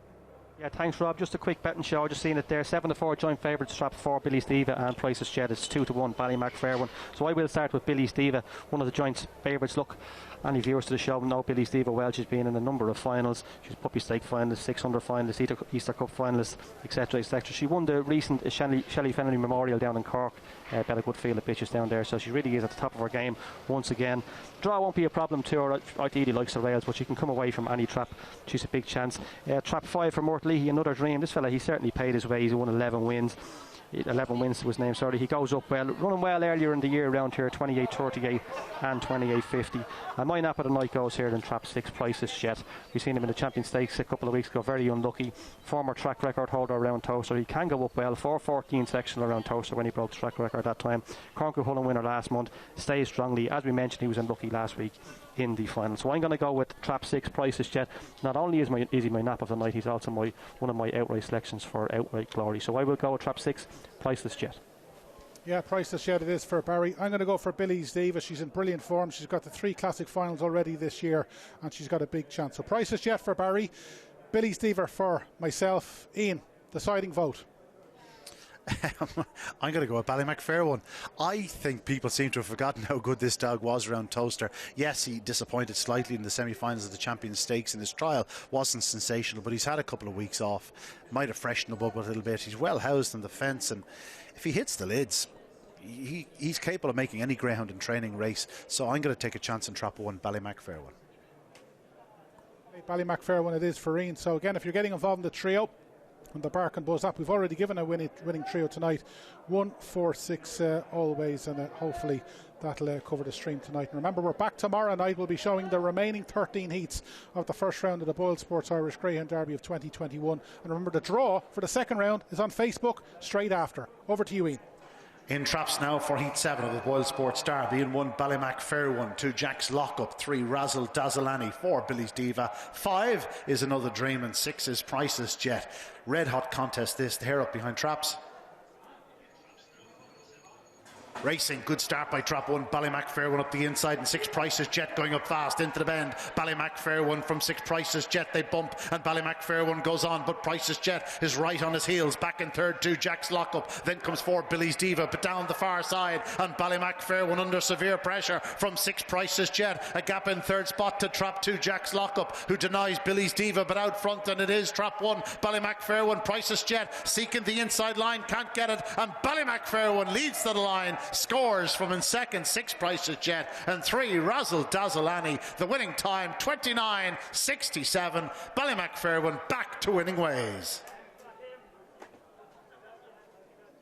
Don't forget this lad, he could really show up tonight, and that's exactly what he's done. He's just gone a spot off Ballymac Wild's run of 29.66. He's broke well. Priceless Jet got a flyer as well, and at this stage I'm sure Barry Cole was fairly happy. Now they've taken a bump heading into the opening bend. Off the second bend, Ballymac Fairwind still leads, but at this stage, if there was in-play betting in this race, Priceless Jet surely was trading short. And at the third bend it looked as though he was going to take over, but Ballymac Fairwind, to his credit, has kicked on, and when Priceless Jet didn't get by him there, and he's a check wide here, there was only going to be one winner, and Ballymac Fairwind, he's held off Price's Jet well. He was never really closing on him, despite the fact that he was only beaten half a length or so, and you can see he's in front at the escape, but he wasn't in front at the line. That's where it matters. And Ballymac Fairwind, remember, he was sent off favourite for the English Greyhound Derby final, and he's done it in really good style. Quick fire double for the Dowlings. Barry Cole asked Shane Dowling, would he like a Derby or an All-Ireland for Kerry? And he's got 2 worthy Derby challengers. Ian, great race, worthy winner. Yeah, really nice dog, Ballymac Fairwind. Again, he's so inexperienced, you seem to forget that. Price's Jet, well, for a little on that opening corner. Ballymacfairwan rode it a bit better. Price's Jet is coming at him into that third bend, but Ballymacfairwan has the inside line. You see Price's Jet switching to the inside. Of course, he has raced from the inside in the past. That is his tendency sometimes. When he thinks there's a gap, he moves to the inside. He does it again up the home straight. But no, Ballymacfairwan is a proper greyhound, a full brother out of repeat mating by Ballymac Cooper. Full brother to Ballymac Cooper, should I say, by a repeat mating, Ballymacfairwan. He was English Derby favourite in just supposed to show how talented he actually is. I was surprised the way the betting went during the week. I don't think Billy's Diva is running as well as she was earlier in the year, and Price's Jet, when it comes down to it, probably does need that little bit further, although he did run well in defeat. But Ballymacfairwan is a very creditable Derby challenger for Liam Dowling. Yeah, well done to Connection to Ballymacfairwan. Well done to Ian for tipping him up. Right, let's get back to Barry, because he's caught up with the general manager here at Shelbourne, Patrick Flynn. Thanks a million, Rob. Have Pat Flynn here beside me, Sales Operations and Commercial Manager in Shelbourne Park. Pat, safe to say, quite a busy time of the year for you. Yes, indeed. Look, it's great to see it. 6 weeks we'll have a fantastic racing, all leading up to Saturday, 18th of September, when the final will take place. And with the restaurants opening again tonight, it's great to see crowds back. I know they are a lot smaller than what they would be because of the restrictions, but hopefully throughout the Derby we'll see greater crowds, and the restrictions will be released a little bit to allow us to do that. And we're hoping to maybe get a couple more people in through the doors in the next couple of weeks, if possible. We are. At the minute we're only allowed 200 admission, and in terms of the restaurant, from next week we'll be allowed 50% capacity, so that allows another 200, so that would be a maximum attendance of around about 400. It's not what we would expect in a Derby, but look, it'll be capacity for us for the next few weeks. And as I say, hopefully, look, we're all gearing up towards Saturday the 18th of September. That'll be the final night. We have 8 fantastic nights of racing starting tonight. Tomorrow night, 13 heats, all Derby heats, all top class racing. It's the best racing that you'll see anywhere, and we're all looking forward to the next lot of weeks at Shelbourne Park. Well said, it is the best racing we'll see anywhere. Speaking of the racing, Pat, have you got one you had your eye on, or maybe your fiver on at long odds? Look, it's hard. It's hard. I'd always be looking at something maybe from Pat Buckley's kennels. He always seems to produce them right for the Derby. So maybe Knockable Sill, would be one that I would be looking at. But look, Pat Kilfoyle's Explosive Boys, one in many people's notebooks. But you'll always find the Derby every year. There's 2 or 3 that just seem to hit form from the beginning of the Derby, young dogs, and they progress as the Derby really continues. And you'll find that there's a few dogs we hadn't considered at the start, and they'll be lining up in the Derby final night on the 18th of September. So look, listen, if I had to pick one, I'd maybe go for Knockable Sill. But look, it's a great Derby. There's 20-25 dogs there that are well capable of clocking a time that's capable of winning any Derby final. Well said. Pat, thanks a million for your time. Cheers. Yeah, thanks for that, Pat. And of course, Pat got the good news this week that the restaurant is opening here at Shelbourne Park, and of course, right throughout the country, the restaurants will be opening from next Friday. So that's something we waited to hear for a long time. Heat 8 of the BoyleSports Irish Greyhound Derby is coming up in due course. Ballymac Ariel will be bidding to give the Dowlings a treble on the night. She is going to looks as though she's going to be sent off a hot favourite from Trap 5, and we'll be hearing from we'll be looking at that race in due course. But let's get back to Barry, because it's been a good half hour for the Razzle Dazzle team, and Karen Gagan is one of the connections. It certainly has, Rob. I'm joined by Karen Gagan, connections of Razzle Dazzle Peaky, and of course Razzle Dazzle Annie, who qualified third there in her last race. Karen, it was a red hot heat with Ballymacfairwan, Billy's Diva and Price's Jet, but she ran a blinder to qualify in third, Annie. She did. She's a great little dog. I just love her, and I'm just so excited she qualified. She just started back racing. This is only, I think, her 3rd race back. So certainly more to come from Annie. Yeah. We must mention Razzle Dazzle Peaky winning the first race. We had Jack earlier on speaking to us. What a warrior of a dog he's been, and he continues to run in great form. Unbelievable. He won the consolation race for the Derby last year, and he just keeps getting better and better. I think he really knows where the finish line is. Yeah, you can say that again. He certainly does. Yeah. You have 2 more running tomorrow night, Karen, is that correct? Razzle Dazzle Monarch and Kula Vanny Sando. They're both owned by the same syndicate that I own Peaky with. Fantastic. It's unfortunate they were drawn in the same heat, and Neelis O'Connell, who trains them, also has another dog in that heat, so he has 3. So we'll take the 1, 2, 3, yeah? We keep our fingers crossed anyway. We had some luck tonight, so you never know. Let's hope it keeps going. Listen, Karen, the very best of luck tomorrow night. Congratulations tonight, and thank you for your time. Thank you so much. Thanks, Karen. Okay. Yeah, well done to Karen. if you wanted something in life, you'd always take luck over anything else, and they got a little bit of luck tonight, and hopefully that continues. Greyhounds have left the Weigh-Room Complex for our 8th heat of the night of the BoyleSports Irish Greyhound Derby. They could be coming on parade in due course. But Ian, I'll bring you in here because we have been going down memory lane now. You said you wanted a heads up in a lot of these, but you won't need a heads up on this lad. Ballymac Matt back in 2015. Ballymac Wild reminds me a lot of him because Ballymac Matt danced every dance, and he certainly did on that night back in 2015. God, he was a really talented greyhound. I remember my father has spoken to Liam a few times about the dog. I think he ran first down in Tralee in the Classic. Didn't happen for him. I think he ran him in another stake down in Clonmel or somewhere. Didn't happen for him. But he thought the world of him. Came to Shelbourne Park probably 4 or 5 months before the Derby, just for 1 off 550. Took off. Took off. Just looked every part, an absolute flying machine. And I thought that night, well, there's a dog that could win a Derby. Sort of forgot about him. Didn't really do an awful lot more. He didn't have an awful lot of racing prior to the Derby. But then through that Derby, he was just a proper greyhound. He got a series of good draws through it as well. But on the final night, had to really work hard for it. Farrell Blitz had a really searching gallop. He was third down the back, went second around the bottom 2, and then stayed on strongly to land the spoils. And of course, came back the following year to win the 600 here at Shelbourne Park. As you say, danced every dance. Just a proper greyhound. And we're after seeing a son of his winning the last heat there, Ballymac Fair one. And yeah, by all accounts, he's the type of dog that could throw another Derby winner. Yeah, a brilliant dog, and the Dowlings have, they haven't, they've pretty much kicked on ever since, and if tonight doesn't prove that, nothing will. Ballymac Ariel, Ian, we just touched on her. I suppose we've seen the last 12 months that she excels at Shelbourne better than anywhere else. She didn't really, for whatever reason, things didn't go her way in Limerick, things didn't go her way in Toaster, and then we saw her first night back here, and she was brilliant, and we're hoping something similar now. Yeah, the dimensions of this place really do suit her. There's no question about that. At the same time, just consistency is an issue. You have to forgive her for the final of the Champion 550. She probably did feel something on the night. She found traffic problems in places where you wouldn't expect to find traffic problems, and she never really got in the frame. But as I said, she's capable of monster runs. She's just sensationally fast, and if she does get that consistency, the world is her oyster. She's the most likely winner from the female crew.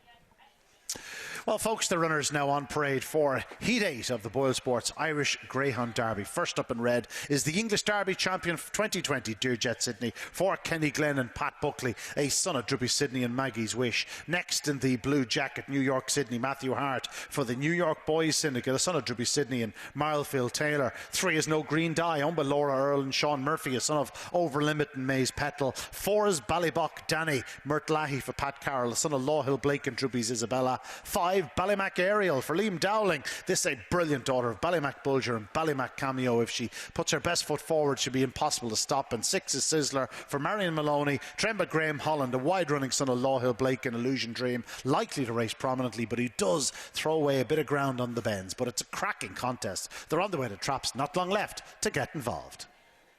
Okay, so they have finished parading, and we're going to start our preview to race 8 with Trap 1 Dearjet Sydney.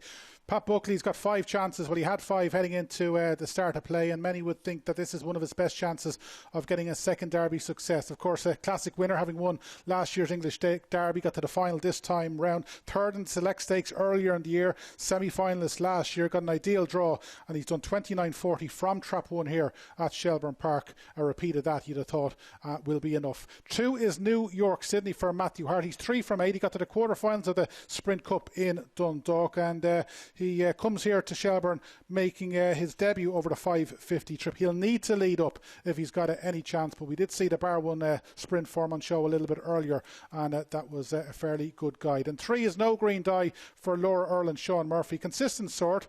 Has run well the last couple of weeks here at Shelbourne Park. Has clocked 29.66 for the 550 at Shelbourne, but this is no doubt the toughest task that this son of Overlimit has faced. On to Trap 4, Ballybock Danny, and over to you, Barry. Rob, just give you a quick show of betting. There is a bit of even money available about Ballymac Ariel. 2-1 Dearjet Sydney, 6-1 Sizzler, and 12-1 Bardos. Ballybock Danny, yeah, he ran in that puppy event last Friday night here, won by Droopy's Gloss. Wasn't the quickest away, but it did show good pace down the back straight. Only a youngster, October 19. Definitely has his best days ahead of him, as I say.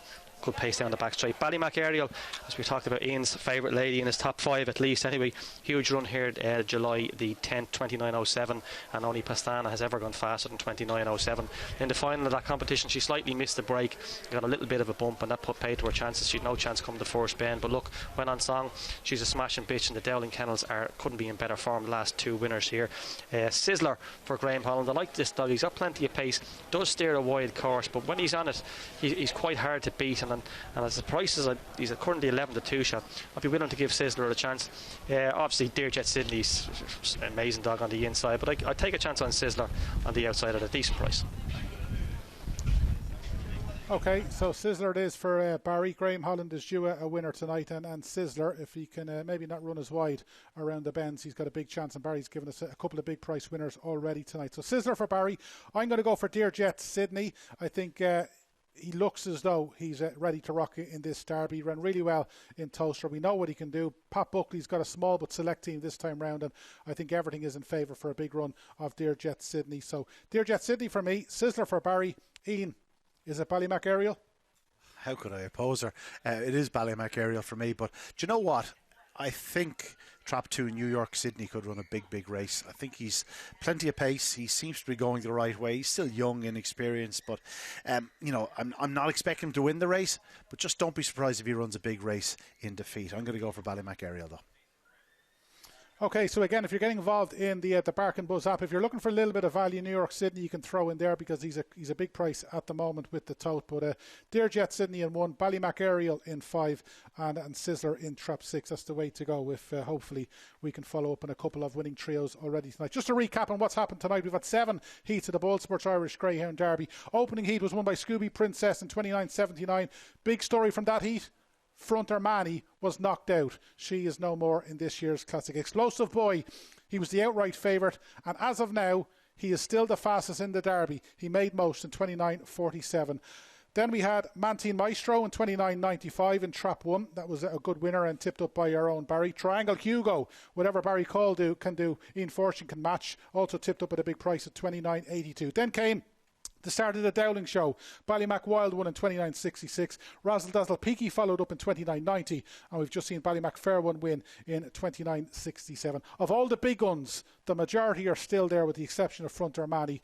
And let's get across to Ian for Heat 8. Yeah, thanks, Rob. All in traps for Heat 8 of the BoyleSports Irish Greyhound Derby. 1 Dearjet Sydney, 2 New York Sydney, 3 No Green Die, 4 Ballybock Danny, 5 Ballymac Ariel, and 6 is Sizzler. The hair up behind traps. Racing, good start by Trap 5. Ballymac Ariel leads into the opening turn. 6 Sizzler on her heels. Then comes 1 Dearjet Sydney, 2 improves New York Sydney, but out front and it is Ballymac Ariel that races on down the far side. From in second, 1 Dearjet Sydney, 2 New York Sydney showing pace back in third, but it is 5 Ballymac Ariel clear on the third bend. Dearjet Sydney continues to give chase in second, but out front and Ballymac Ariel. This is going to be decent. Up front, it's Ballymac Ariel going on to score. It's going to be close for second. 1 Dearjet Sydney holding No Green Die, it seems. The winning time 29.50. Ballymac Ariel, Paul Perfect. Ballymac Ariel that we love to see here at Shelbourne Park, and this was all over from Trap Rise once she hit the lids. 29.50, second fastest time of the night, and it's a treble for the Dowling. She's come away well, as has Sizzler, but once she led, if you've watched her in any of her races, nothing was going to pick her up, because at the second bend, this is where she takes off. Dearjet Sydney came away okay, but as good as he is, he was never going to reel in this wonderful lady. And at the moment, it was at New York Sydney back in third, being challenged by Scissor around the outside. But halfway down the back, it was a case of not how far she was going to win by, but what clock she was going to time. And she's done it in 29.50. And, well, Ballymac Ariel, many fancied her to go a long way in this derby. You go back a few months, she was outright favourite in the anti-post books with all the bookmakers. She hasn't quite hit the heights that we know of her in the last few weeks, but if she does that every week, she's going to be in the final on September 18th. And Ian, no doubt you got plenty of satisfaction calling her home. Yeah, absolutely. This was over pretty much from the opening strides. We knew Scissor was going to take a step right, so she didn't have to concern herself with that fellow. But she went up straighter, showed a bit more purpose in her run tonight. Very impressive display, very fluent. The track isn't allowing fast times. There's no question about that. 29.50 tonight, and this pitch is 29.07 on the card, and she's after leaving the likes of Dearjet Sydney in her dust, and 29.50 just doesn't really equate to the run. But no, a tremendous performance by Ballymac Ariel. 3 no green Dyer and a big race in defeat. It looks like Dearjet Sydney may have held on for second spot, but no, so much to like about Ballymac Ariel. As you know, I'm chairman of the fan club. Yeah, one wonders what price she'll be in the morning after that sizzling run. The second fastest run so far tonight in the BoyleSports Irish Greyhound Derby. That was Heat 8. We've got Heats 9, 10, 11 and 12 to come. But before all of that, Barry has caught up with Kevin Hennessy. Yeah, thanks Rob. I'm joined by a man who might be able to tell us what price Ballymac Ariel will be in the morning, Kevin Hennessy. Kevin, thanks for giving us your time. Kevin, we're talking to Damo earlier in the week, and he said that Explosive Boy is probably the one that's the biggest liabilities in the books, and after that run tonight he's probably going to get shorter. Yeah, look, I suppose some people were questioning the clock at the time, but as you see, it's quite cold here tonight. It's not like it was last year where the weather was good and everything was doing 29-40s. It'll take something special to beat that clock tonight here. So yeah, absolutely. Look, he starts, he's middle pace, he stays. Stefan's Rocket ran some racing behind him because he matched him to the third bend, and I was talking to Shea afterwards. I was saying you're probably in a handful of dogs that I've seen this year that could match Explosive Boy to the third bend. Tied up a little bit coming home, but at a massive price anti-post, I'd imagine. I'd say he'll be plenty short after tonight, but yeah, Explosive Boy, he'll definitely be still favourite going forward. He's a super greyhound, and touch wood, he stays in one piece, and we get to see him putting on performances like that each week. Yeah, exactly. We just know how far the track is back when you see Ballymac Ariel flying out and doing 29.50 there. Your own fella Kevin Price is in the last race. A little bit of lucky at the first bend, and then probably made the wrong decision turning for home as well, but still ran a cracker. Yeah, look, it's just about qualifying, and if he keeps trapping like that, we know how good he is. So that's the key to the greyhound. If he keeps trapping like that, he has all the ability to mix it with the best of them. And look, hopefully, fingers crossed, he comes out of that run very well, and we go to war again. Like he's had an easy time since the Champion Stakes, considering he ran through the Cork, Cullen and into Champion Stakes. So we were quite gentle with him for the last week or so, and he'll appreciate that run tonight. He's blowing a little bit tougher tonight than he was last week, so, but yeah, absolutely over the moon with him. He was unlucky to take the bump he took at the first corner, but look, once he was in the first 3, that would have done me. So there's only one that you need to win, and that's September. That's it. We've seen 2 top class greyhounds in that heat, Ballymacfarren as well. Another greyhound that is familiar with all the viewers at home, Beach Avenue. How's he before his bouncing? Yeah, he's ready to go again tomorrow night. It's a real good race, but look, he's in there with a chance, and I'm sure plenty of people will be on him. That's great, Kevin. Thanks a million for your time. Thank you. Yeah, thanks for that, Kev. Small but selecting for Paul Hennessy. Just a 5 this time round, but Priceless Jet is already through, and plenty will fancy Beach Avenue to go a long way. One of the most exciting greyhounds in training. Ian, we'll just recap on Ballymac Ariel Heat 8. Obviously, she's done everything right, and that's what you want. And you've thought in the past that maybe she's not a wide seed, a middle seed might suit her. She's got the wide in her tonight. Can you see that changing because maybe she's not as good out of 6, or is she? I know Scissor took a step right, but she probably also took a step right from trap 5. I wouldn't be too concerned if she got trap 6. I think the key is just the trapping. If she traps on level terms, she has the pace to challenge most of the very fastest greyhounds in the Derby to the corner. That's... I know it didn't happen for her in the Champion 550 final, but that's 4 out of her last 5 runs here at Shelbourne Park. She's been pretty much perfect, and maybe just the consistency is coming. Maybe we are going to see the very best of Ballymac Ariel on a prolonged basis, and if we do, have no fear. She could certainly be there on September 18th with a massive chance of landing the Derby for the ladies. I wouldn't be too concerned by the draw. As I said in the past, I think she can run from most every trap, although it does seem that more we see of her, that Liam Dowling was 100% right in the sense where she probably would prefer to be out in 4, 5 or 6. Okay, and obviously if she won the Derby, first time in 21 years since Springtime, I don't remember anything of that night. What do you remember of Springtime? Yeah, she was just a really classy lady. the things you remember are really strange, but she seemed to have like the most glossy black coat I've ever seen on a greyhound, and I don't know where I got that from. Maybe it's from the pictures I've seen in recent years, but no, she was a proper performer. She had great speed throughout, and she was always thereabouts in that derby. You know, it was no fluke that she won. Like she was well fancied on the night and ran a big race to win for the Watson family. And I'd say it's one that they still look back on and savour. Yeah, and of course we've got plenty of good bitches to come. We've obviously talked about Ballymacare, but tomorrow night we see the Oaks champion Susie Sapphire trying to complete the double. I don't know if it's ever been done. If it has, we're going a long way back, but it'll be nice to see her go a long way. Yeah, she has brilliant early speed. The concern was whether she'd stayed the trip. I thought she ran well in defeat last week in her first run over the 550. You know, you can't blame her for being beaten. You know, it's worth remembering that New Ian Taylor suffered his first defeat when he stepped up to 550 yards last year in the opening round of the Derby. He improved considerably for that run. I'd expect Susie Sapphire to do something similar, although she faces a tough enough test. All About Ted is a really strong challenger out in Trap 6. The bitch that I'm looking forward to seeing tomorrow night is Ballymacbeanie. I've actually put her up as one of my anti-post selections just because of the price. I thought she was a bit big in the price in the betting. She has a 29.60 odd trial on her card. She has blistering early speed. I think she'll get the 550. By get it, I mean she'll roll home. She'll be powering home, but she'll certainly roll home well enough to get home in front over 550 yards. And I think she could make a splash in the Derby. Yeah, her recent trial suggests that Declan Byrne could have her back to her very best. Right, let's get back to Barry, because I think he might have caught up with Emma Buckley. I have indeed, Rob, a woman of many talents, Racing Post, Greyhound TV, Talking Dogs and Ace Handler. Emma, Dearjet Sydney, we'll start with him, ran a blinder, finishing second, must be delighted. Yeah, really pleased with him. Just missed a kick, you know, which you kind of expected coming back from England.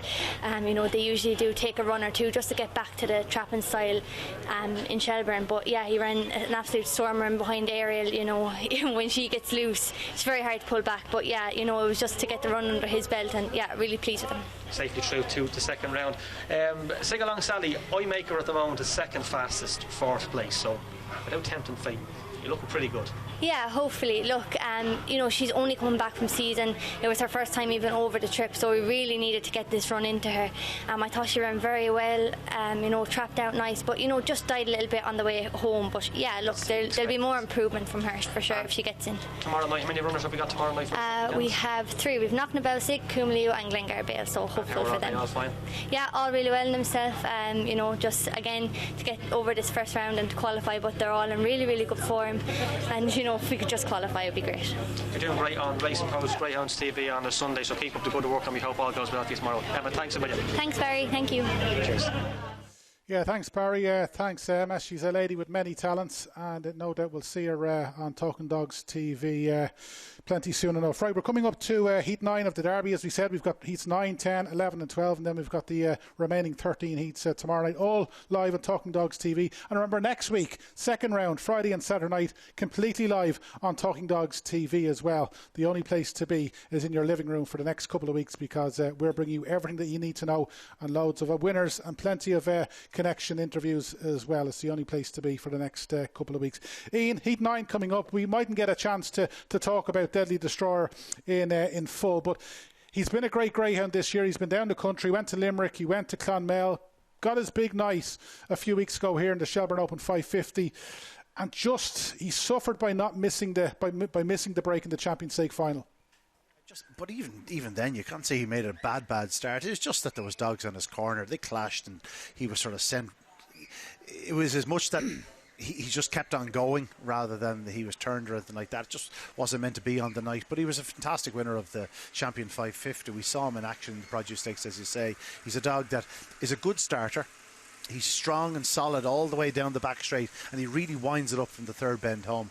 Really, really talented greyhound. He'll need to be on his toes here. Rocks Home Chic is a bit of a star in the UK. He's relatively good at the boxes. He's good early speed. He's very strong. Droopy's Yes is very talented, and we know exactly how fast Story's Pee-wee is. Just going back there, we have to, commend Barry and his mats that he's. If Sing Along Sally is the second fastest of the fourth place finishers, she might be there. Well, I make it that's about 4 or 5, maybe 6 slower than her.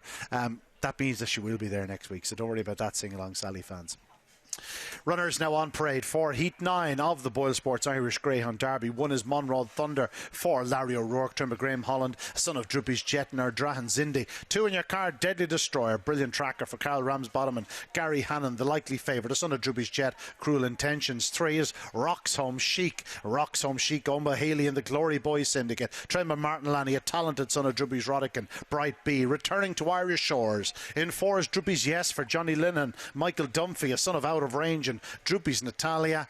5 on your card, Stories Pee-wee for Mert Lahey and Gavin O'Mahony, son of Overlimit and Kitty's Box. He'll be absolutely motoring in the closing stages, but went up better last week. Can he do so again? And 6 is Get Away With It for Brendan Matthews, a big finishing daughter of Droopy's Kane and Precious Story. This one perhaps once further in time, because certainly, well, if there was a bit of traffic on the inside, arrive in the closing stages perhaps to make the frame. They are the runners. It's Heat 9 of the Derby. They're on the way to traps. Not long left to get involved.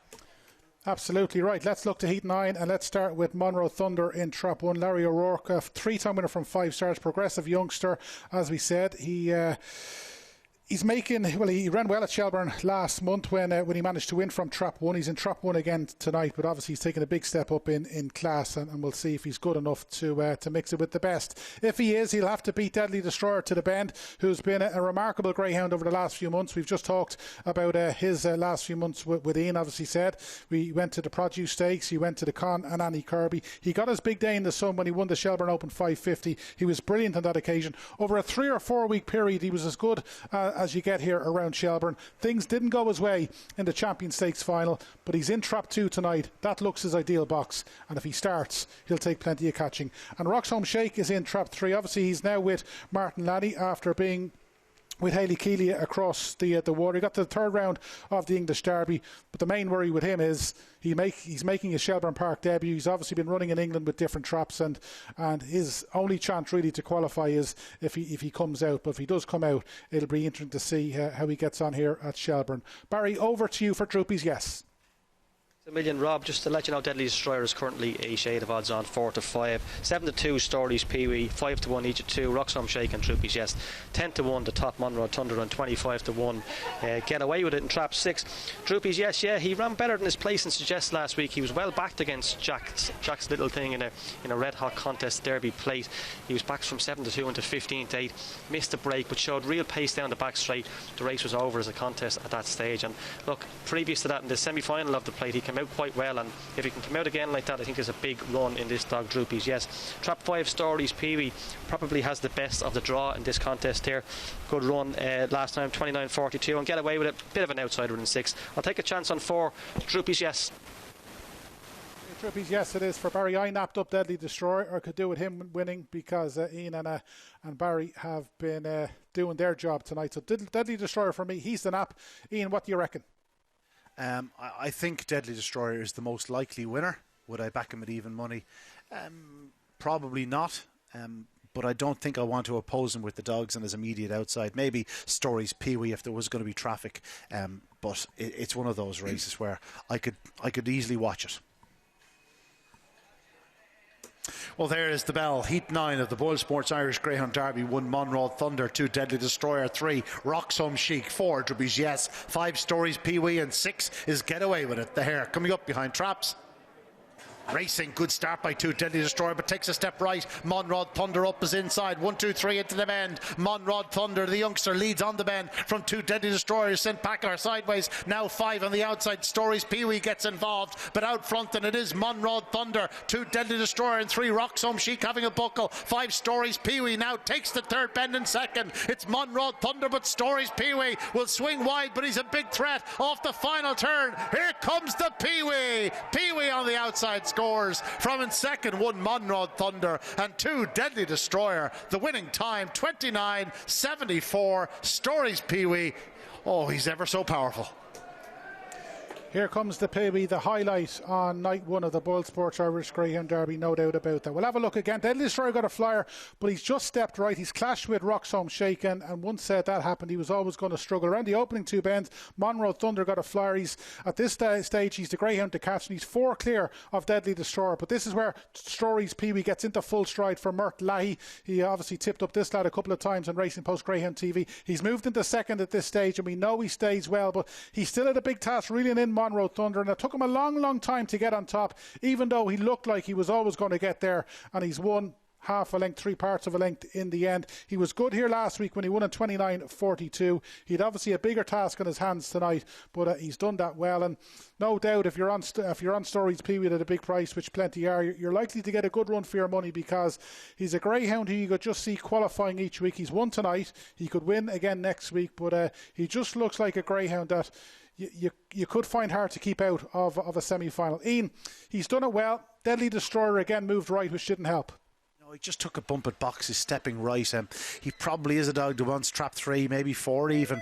It could cost him, but he did. Even though he had plenty of traffic, even at the third bend, it's just not quite the clearest of runs. He's still there, he still qualifies. And, we could see a very different greyhound last week, but Stories Peaky, what a fast greyhound this fellow has been. He's always shown massive pace, but he's just getting smarter and more streetwise. He even got clipped on the opening corner. Could have easily found himself a long way off the pace, but showed great balance, got racing down the back straight, took that third bend with real purpose. You knew he was going to swing off the last bend. That's what he does every night. If there's a dog on his outside, it could be a concern, but tonight there wasn't, and he just powers up that home straight. A fine winner for Mert Leahy and Gavin O'Mahony, 2 great supporters of the game, and Stories Peaky, a very deserving winner. And a very good greyhound. Right, let's get to Barry, who's got someone else lined up. Yeah, thanks, Rob. I have Debbie O'Rourke lined up again. She gave us a winner earlier on, Stories Peaky. Debbie, that one ran well for you, Stories Peaky. Yeah, no, ran a cracker there for Mert. As I said, Mert's a good, strong team of dogs there. Look, he came from behind. Last week he led, but he ran an absolute belter there, so you'd be really impressed with him for first round success. So we're going to have to put you on the spot again now, Debbie. You've given us one. We've got 3 heats left. Any chance of one more for the viewers at home? I think Kameko might run well tonight. Now, draw dependent, he's in trap 1 tonight, but I could see him running well. Keep an eye out for Tip Top Taylor. She's running an absolute blinder at the minute for Paul Ryan, so I'd keep an eye out for her as well. And talk about your own kennels, Debbie. You had Montauk won for you in here last Friday night. He's been a great old servant. I think that's must be his 10th win, is it? Or something close? Yeah, I think something close to that. The litter have won 30 races between them, and I bred and reared them myself, so we're delighted to even. We would have been delighted to have winners out of the litter, but to get 30 wins between them, we're absolutely delighted with them. And what sort of numbers have you got over there at the moment in the kennels? We probably have 30 dogs there anyways. We're not as busy as we were, but keeping the numbers down, keep the dogs done right, we're happy out at the moment. Good so stuff. We've a good few dogs after coming in this week, so onwards and upwards, and hopefully this time next year we'll be here with a couple. Hopefully. That's grand. Debbie, listen, thanks a million. Thank you. Yeah, thanks for that, Barry, and thanks for that, Debbie. Well done on the tipping front. Right, we've just seen Stories Peaky win for Mert Leahy. A couple of weeks ago, when we interviewed him about Zoom, he said lump on. He's just had a winner, and Zoom still has to come tonight. Maybe Barry will get another winner out of Mert Leahy. He's on the way. Thanks a million, Rob. Joined by winning trainer of our last race, Mort Leahy. Mort, congratulations there. You ran a blinder. He ran well, yeah. Ran very well. He's only quite a young dog, July 19. That's his 4th race now. Yeah. 4th win. No, he's running well.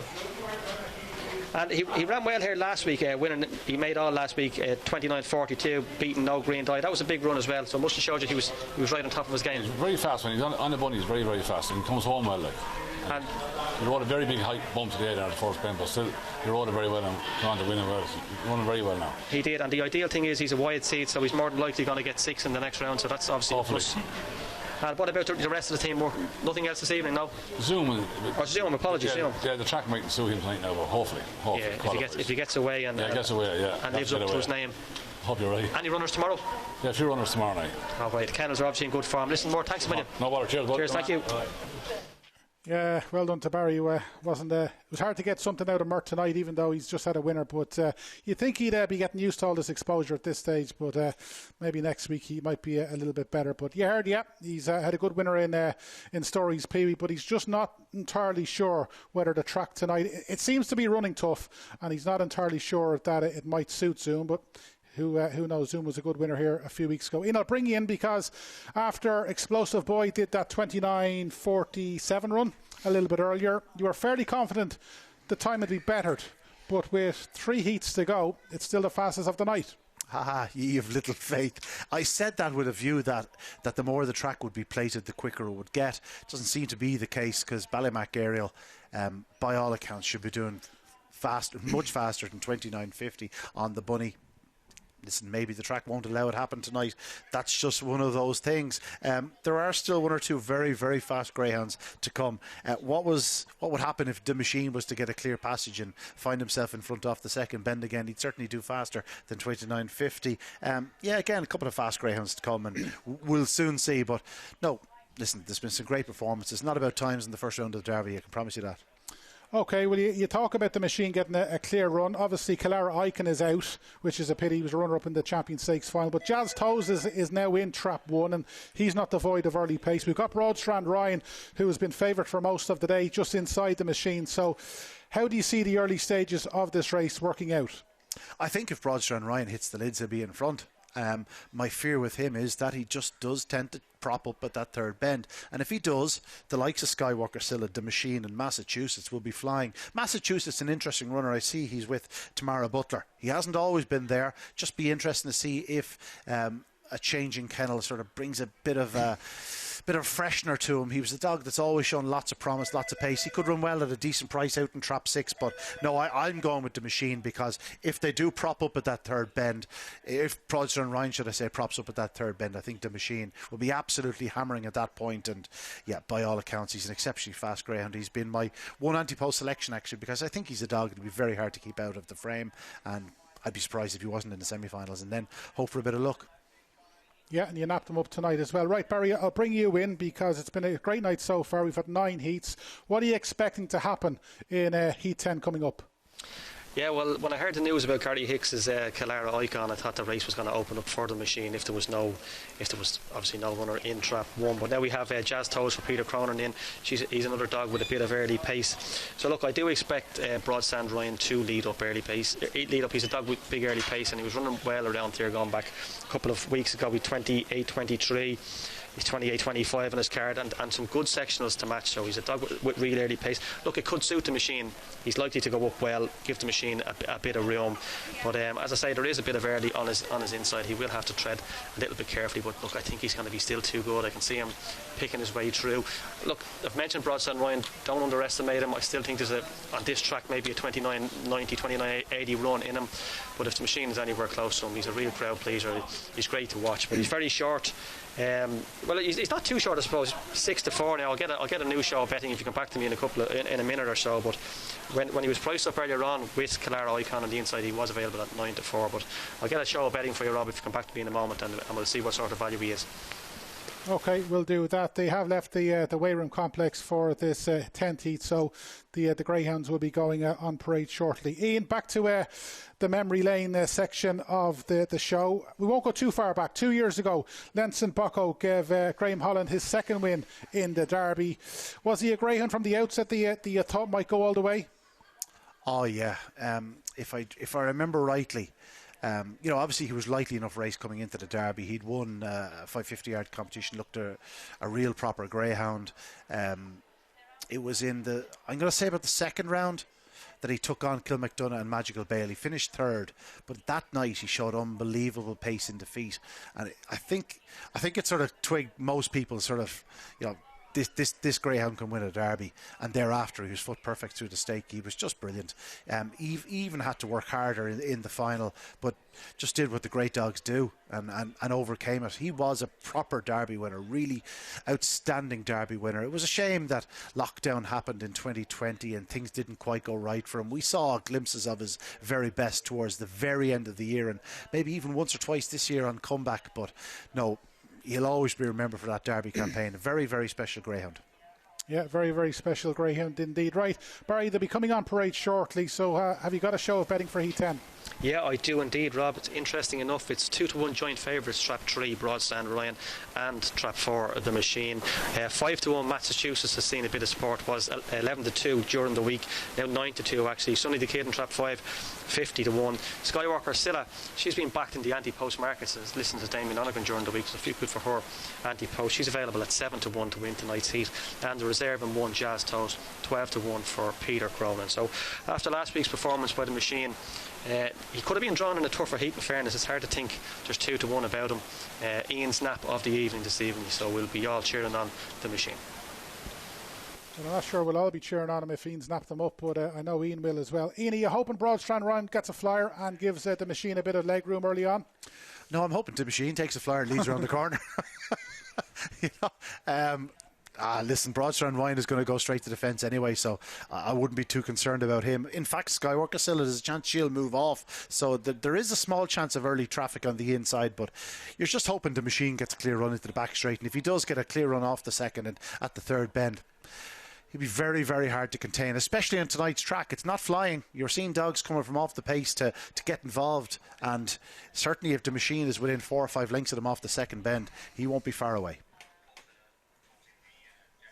Well, as you can see, runners now on parade. This is the 10th heat of the Derby. First up in red is Jazz Toes, a dog with good early speed, well housed on the fence, trained by Peter Cronin for the Big Bus Syndicate. Son of Taylor Sky. Next in the blue jacket we have Skywalker Silla for Mark O'Donovan and Ray Patterson, a talented daughter of Lawhill Blake and Droopy Zero. 3 on your card, Broadstrand Ryan for the Ryan Drake Donovan Syndicate. Trainer Johnny Lennon, a son of Ballymackesky and Droopy's Rena, a likely favourite. He'll need to go off the front. 4 is The Machine, the champion stakes winner for Brendan Matthews and Gert Duplessis. This a son of Droopy's Kane and Precious Story. He'll be finishing like a train. 5, Sonny the Kid for Mary Heffernan, an inexperienced son of Eden the Kin and Sonic Sixpence. And out in Tribe 6 is Massachusetts now with Tamara Butler, very fast individual, a son of Good News and Tullivan Fire. He's won 3 of his 23 starts, but I think this fellow could run a big race on the outside here. That's the runners for Heat 10 of the BoyleSports Derby.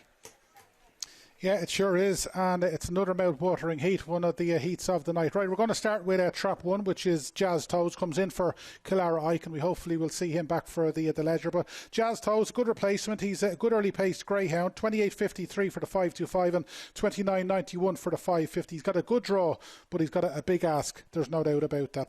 2 is Skywalker Silla. Now, she could be the dark lady in the lineup because she's owned by Ray Patterson. She's trained by Mark O'Donovan, and she's the only female in the lineup. She's a 4-time winner from 6 starts. Now, she's a winner of the Champion Bitch back in March on only her 6th run. She's been off since, but an 1870 sprint run here at Shelbourne suggests she's in good form. And if you're doing something with the trio on the Bark and Buzz app, don't leave Skywalker Silla out, because she could be a lady who goes a long way in this derby, and she could be one, as Barry said, worth dabbling in the outright market. And 3 is Broadstrand Ryan for the Ryan Drake Syndicate, or Donovan Syndicate, trained by John Linehan. Very consistent sort. He's some very good runs here at Shelbourne Park for the 5.25. He's versatile trap-wise because he's done 28.24 from trap 3. He does look one for the shortlist, and of course he was a semi-finalist in the Champion Stakes. He needs a flyer though if he is to win, because if he doesn't, he might be his own worst enemy. So that's the first 3, Barry. On to the Champion Stakes winner, The Machine. Yeah, The Machine, well named, Rob. Of course, he is the Champion Stakes winner, 2-1 joint favourite. Look, much is said about his record, only having the 2 wins from the 19 starts. But look, his 2 wins did come around here, and I was listening to Damien Matthews during the week. He schooled around here, trialled around here as a youngster, so he does know this place quite well. And as I say, 2 of his fixtures have come here. He's going to have to pick his way through, you'd like to think. But look, he's hugely fast if he gets through. Trap 5 is a big price, only the kid, only won an A3, and Trap 6 will be finishing fastest of all Massachusetts. But I'm going to side with Ian Fortune. Trap 4, The Machine. The Machine for Ian Fortune, The Machine for Barry Call, and it's The Machine for me. All votes for The Machine. Let's see, can the Champion Stakes winner get the Derby off to a winning start? Over to you, Ian. Yeah, thanks, Robert. As you can see, the loading process is well underway. Hard to believe it's already Heat 10. Those 10 races really flown by. Just 2 more after this, of course. 13 tomorrow night. Well, there is the bell. The runners in traps for Heat 10 of the BoyleSports Irish Greyhound Derby. 1 Jazz Toes, 2 Skywalker Silla, 3 Broadstrand Ryan, 4 The Machine, 5 Sonny the Kid, and 6 is Massachusetts. The hare up behind traps.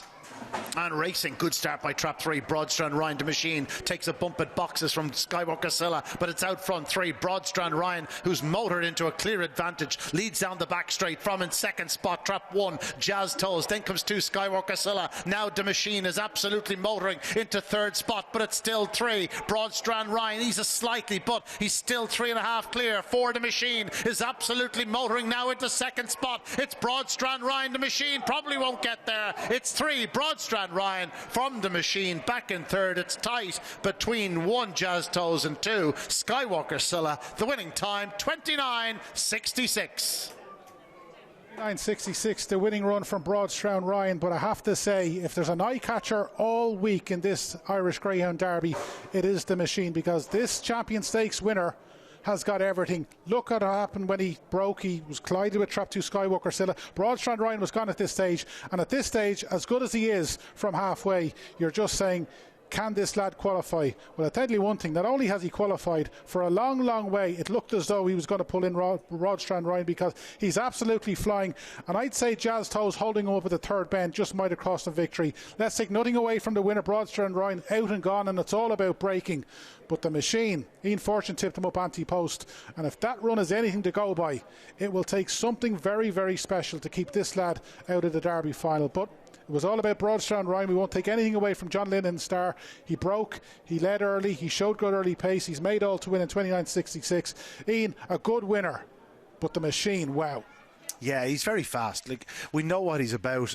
Trap 2, Skywalker Silla did edge off. He edged in. They did clash. The one thing about the machine is he's not afraid to pass on the outside, but when he gets his opportunity, he'll get to that inside. That's where he really wants to be. Broadstrand Ryan did stand up a little bit in that third bend. The machine, no gap on the inside, goes on the outside, tries to look for the inside here, but no, Broadstrand Ryan. And one thing about Broadstrand Ryan, whereas he's not the most fluent on that third bend, he is a good starter, and he is like, he's a stout stayer. That's what he looked like in his early races. He looked like he's going to stay further than 550 yards, perhaps a 600-yard greyhound. But since he's developed his trapping, it's just that little concern about the third bend.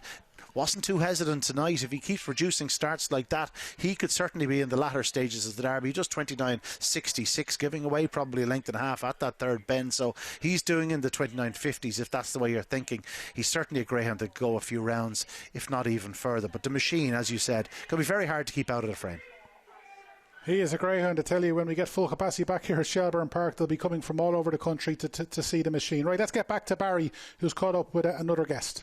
Yeah, thanks Rob. I'm joined here by Laura Earle, winning owner and trainer of No Green Dye, who finished third in our 8th race. Laura, it was a hot heat against Ballymac Ariel and Dearjet Sydney, but he ran a blinder to finish third. He did run a blinder. When I saw the draw, I was kind of, fairly nervous about the heat he was after getting, but I kind of was thinking he's a good enough dog, he might qualify, and he did his best. He ran his heart out tonight, so I'm thrilled with him. Laura, qualifying. He has ran over 8 bends here before, isn't he? So he's a really strong stayer. Yeah, he's a strong stayer. He is. His mother would have been a strong stayer as well, so it's in the breeding, So it's all about. Yeah. So trap draws wouldn't be too important to him. He's not expected to go up to the bend too quickly. So no, he doesn't usually break that well. He kind of makes it up after, so yeah, we'll see what kind of a draw he'll get next week. Well, look, he's running really well. He runs on well, so hopefully he can keep on qualifying. Hopefully getting all right heat next week, so fingers crossed. One you have at home, or have you a few more? I have Whitewood Axel out tomorrow night, so he's grand, he's in good form. He's a lot of early, but he mightn't stay at the 550. We'll just have to wait and see how he goes. But he's in good form. Tomorrow. We would. Nothing wrong with that. Listen, Laura, thanks for your time. Congratulations. Thanks a million. Thank you. Thanks, Laura. Yeah, well done to Connections. For many, it's all about qualifying for the next round and living this Derby dream, and plenty have done that so far tonight. We're just going to have a look back at Heat 10, because it's one of those races where you could watch 4 or 5 times. And Ian, obviously we're talking about the machine, but I've just heard the result called, and Skywalker Silla, who was involved in all that early traffic problems, has actually managed to qualify, so she's done pretty well also.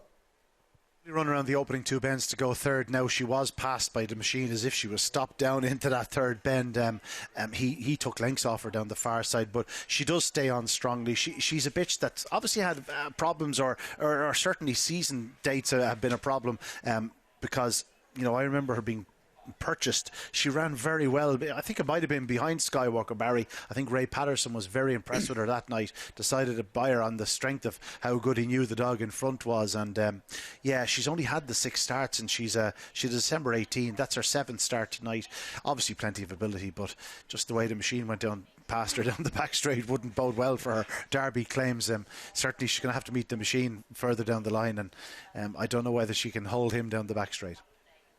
Yeah, and obviously we'll finish with the machine, because like a lot of good greyhounds, and we've touched on it with a few tonight, he's got great track craft, and we saw it down the back straight, switching outside to pass dogs. Okay, he took him a while to get past Jazz Toes, but he did in the end. He just knows what it's all about. Yeah, absolutely. He's a dog that hasn't won too often. He's only had 2 wins, one on debut and one in the Champion Stakes final. Listen, it's not a bad race to win last time out. If he wins one night in the Derby, the Matthews will be happy once it's September 18th. It's all about qualification. I backed him each way with a view that, the each way money was just too tempting. I just can't see how he's going to be knocked out of the early rounds of the Derby. Okay, when it gets to a quarter-final, semi-final, even much stronger greyhounds in the lineup. Thing is, then he gets a clear run in behind. So, yeah, he's going to be very hard to keep out of the frame, and I, for one, hope he's there on September 18th. Yeah, no wonder he's grinning. He mopped up all the 33s before his price-wise column. Right, we've 2 more heats to go. Heat 11 is upcoming. We've got Zoom, obviously bidding to give Mert Lahey a quick fire double. We've got Own Spice. We've got Scar Jim. Scar Jim, funnily enough, is the oldest greyhound in this year's BoyleSports Irish Greyhound Derby. But the way he's been running of late, you wouldn't think that. But he's been going well. And then we come on to the final heat, Heat 12. And of course, remember, tomorrow night, we're back here again on Talking Dogs TV. We've got heats 13 to 25, 13 heats in total. It's live on Talking Dogs TV. We'll be catching up with all the regulars, winning connections, the sponsors, you name it, and hopefully we'll give you a winner too. I think Barry O'Call might be leading the winner stakes as it stands, but long way to go in this Derby, and as Ian Fortune said, it's all about qualifying. You don't win the Derby in the first night. But a couple of races to go tonight. They're not out on parade, they're not coming out on parade as of yet. So Ian, a couple of more memory lane stories. And Log Hill Blake, he was a great winner of a Derby. We didn't get to see much of him after, which seems to be the way with a lot of Derby winners, but especially final night, very few in training would have beaten him. Yeah, I think that the term we've used to describe him over the last few years has been dominant. He was one of the most dominant Derby winners I ever remember. He didn't go unbeaten through the Derby. He was picked up one night by a short head, and I think it might have been the second round or something like that, but his performances through that year's Derby were just absolutely flawless. He was just an amazing greyhound. He did come back, he won the Night of Stars, and unfortunately we didn't see an awful lot more of him, but we're seeing plenty of him now. As a sire, he has been an unbelievable sire in recent years, and while he can only serve a limited amount of bitches, he is a sire of some standing, and I have no doubt that he'll produce a Derby winner at some point in his career. Yeah, what a greyhound he was. Right, as we said, 2 more heats to come, but let's get back to Barry. Yeah, thanks, Rob. I'm joined by winning trainer of our last heat winner, Broadstand Ryan. It is Johnny Linehan. Johnny ran a blinder there the last race, making all 29.66. Yeah, ran well. We're delighted with him tonight. We would have been happy to qualify, but look, a win is a bonus for us.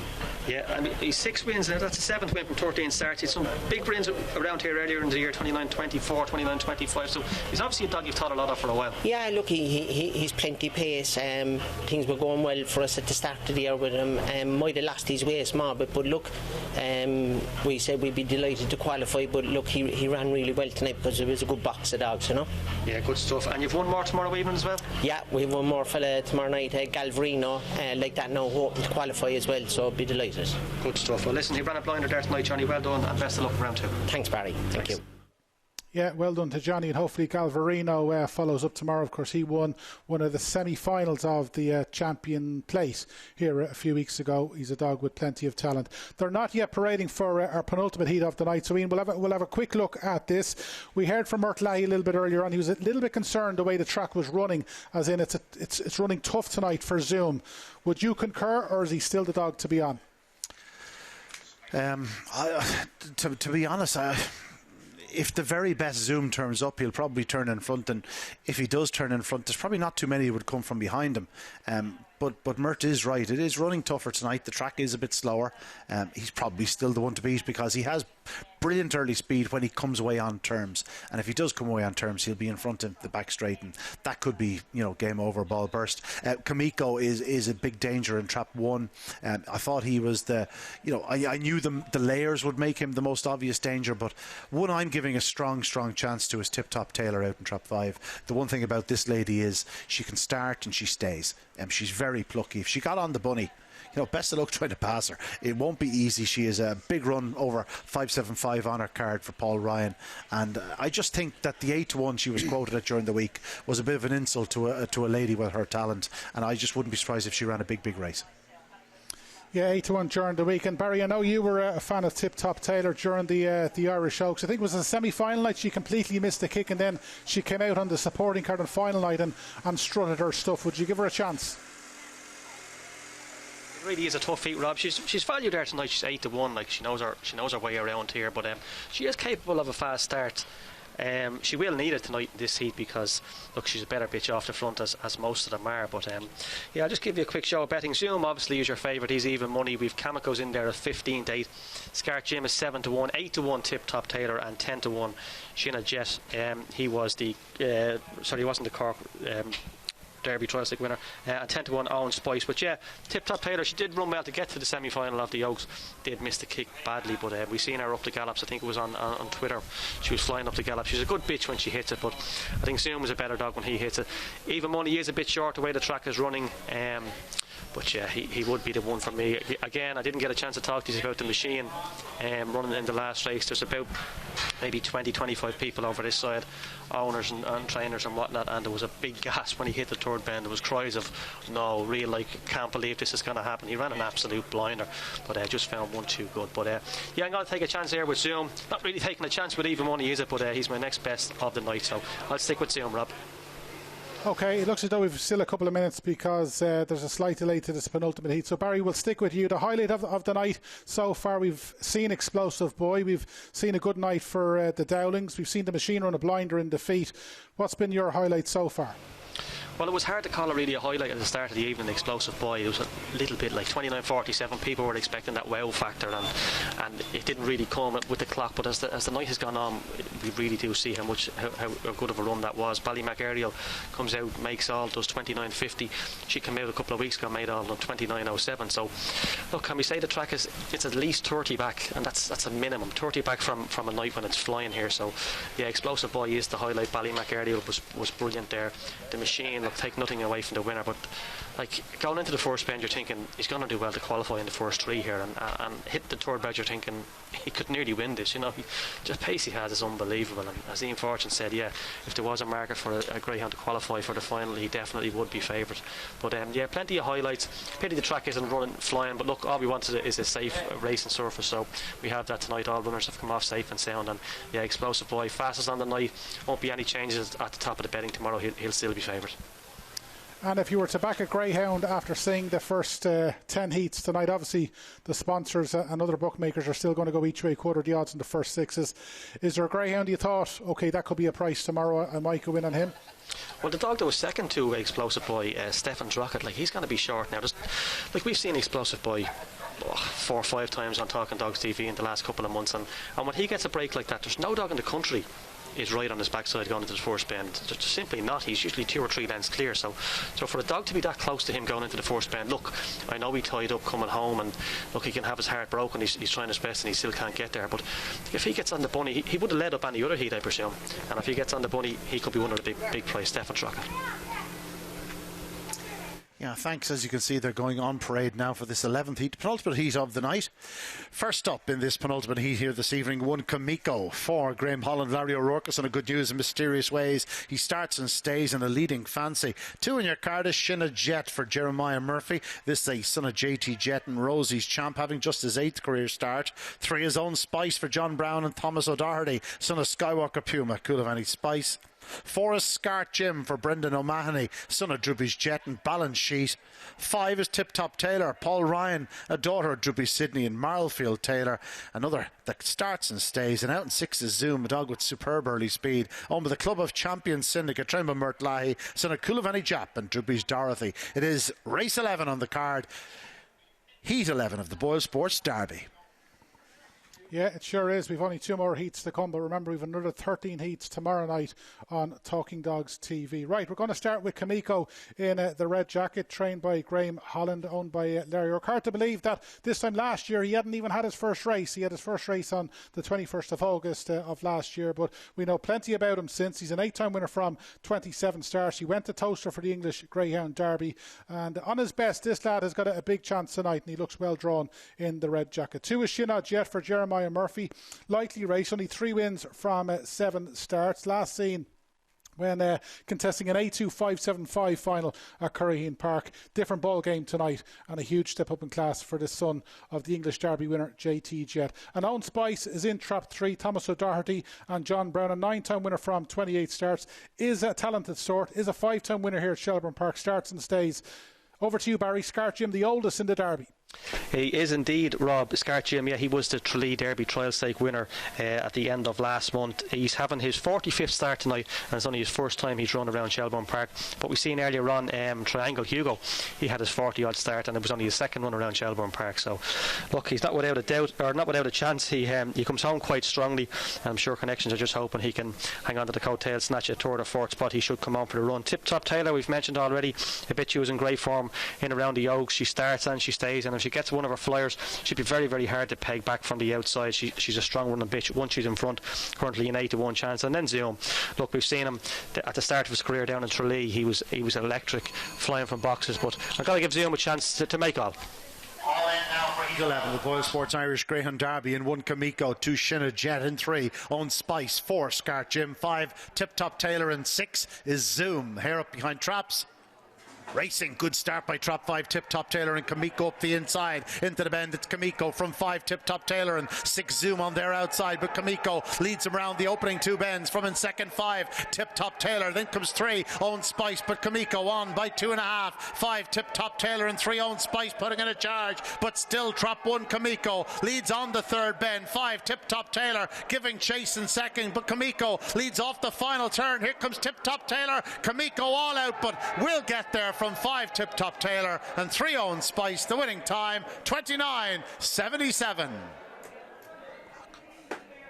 Winning time, and Graham Holland's Derby has started courtesy of Kamiko. He's made all in a really good time tonight, given that track conditions aren't at their best. Well, look again, he was well away, as was Tip Top Taylor on the outside, and Zoom was quickly into stride, and from this way onwards it was a 3-dog affair, but really neither Tip Top Taylor or Zoom could get to Kamiko, who led off the second bend, and he starts to hit full stride here. We know Tip Top Taylor stays well. She's 1 over 5.75, but she just could never really get to Kamiko, although she does get closer off the final bend. Own Spice has run a blinder back in 3rd ahead of Zoom, but off the final bend, just briefly, it looked as though Tip Top Taylor might reel in Zoom, but in the end he's won by a length and a half, maybe close to 2 lengths in 29.77. He's a Graham Holland thought an awful lot about earlier in the year. He hasn't quite hit the heights that maybe Graham and Co were thinking, but he's done it tonight in really good style, and he's managed to win it in 29.77. Ian, we'll have another look at this. Kamiko was well away, as was your selection, Tip Top Taylor.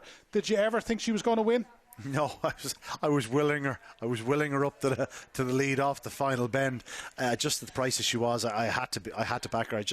I was tempted in. I just thought it was a bit of an insult to her chances. As you saw, she ran a big race in defeat. But Kamiko, who's not always the best away, did come away racing tonight, and once doing so, we know he has the early speed. And once he does get to the front, he just keeps on rolling, and that's exactly what he did tonight. He's not powering up the home straight, but he's enough in hand to hold Tip Top Taylor, who runs a big race in second spot, have no doubt about it. But Kamiko, a good winner for Larry O'Rourke, and Graham Holland, is great to see him off the mark, Graham, in this derby. Another son of good news winning here tonight.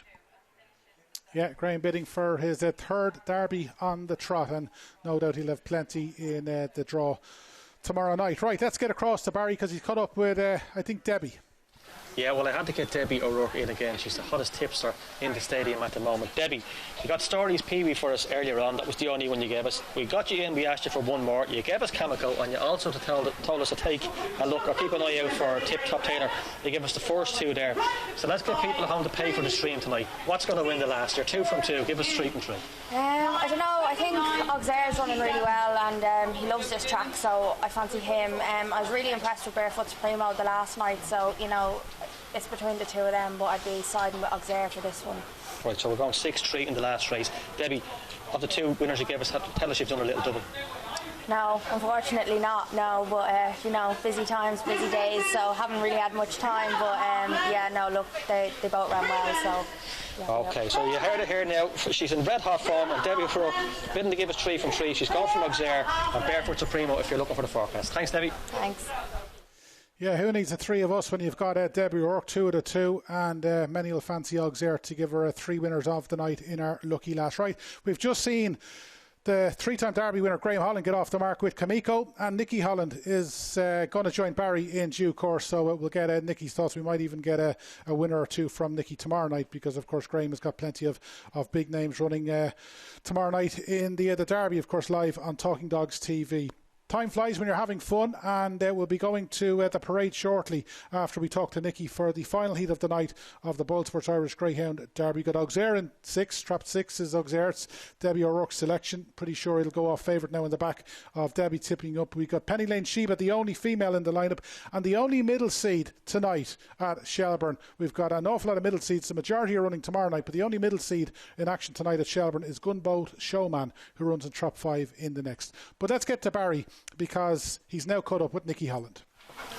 Yes, thanks a million, Rob. I have Nicky Holland. She was mad keen to get on the TV. Nicky, thanks for joining us. Chemical got you off the mark in this year's Derby. Look, yeah, delighted. He was very well drawn. Looked a nice heat for him, and he took advantage of it. Stays every inch of the 550, and just really pleased to get him through. His owner Larry's a great supporter, and he's had 2 through tonight, so he'll be absolutely made up watching. Yeah, Larry, of course, sponsor of the Produce Stakes, so thanks to him. He ran well in a couple of rounds over in Toaster too, Chemical. He did, yeah. He's a great dog. He really enjoyed it over there. He drew a hot heat and got knocked out, but he gave Larry a good spin for a few runs over there. And we've no runner in the last race. We have Sweep the Yard in the last. A favourite. How's he? He's great. Basil, as we call him, he's a favourite in the kennel, and he's full of himself. And look, we'll see how he goes. It's a nice draw for him. I love the name Basil. Yeah, Basil there's no prizes for guessing Sweep the Yard. And tomorrow, Nicky, how many runners have we got tomorrow? We've got 6 tomorrow. So look, it's all about qualifying. It's a long way to go, so we'll just be happy just to get a few through for the draw for the next round. That's all it's about. And for the viewers at home, which is the strongest of Team Holland? I know it's a tough question, but if somebody was having the 5 at home, which one was the best? Look, I don't know. We've got some nice young dogs, so look, it's all about luck on the night.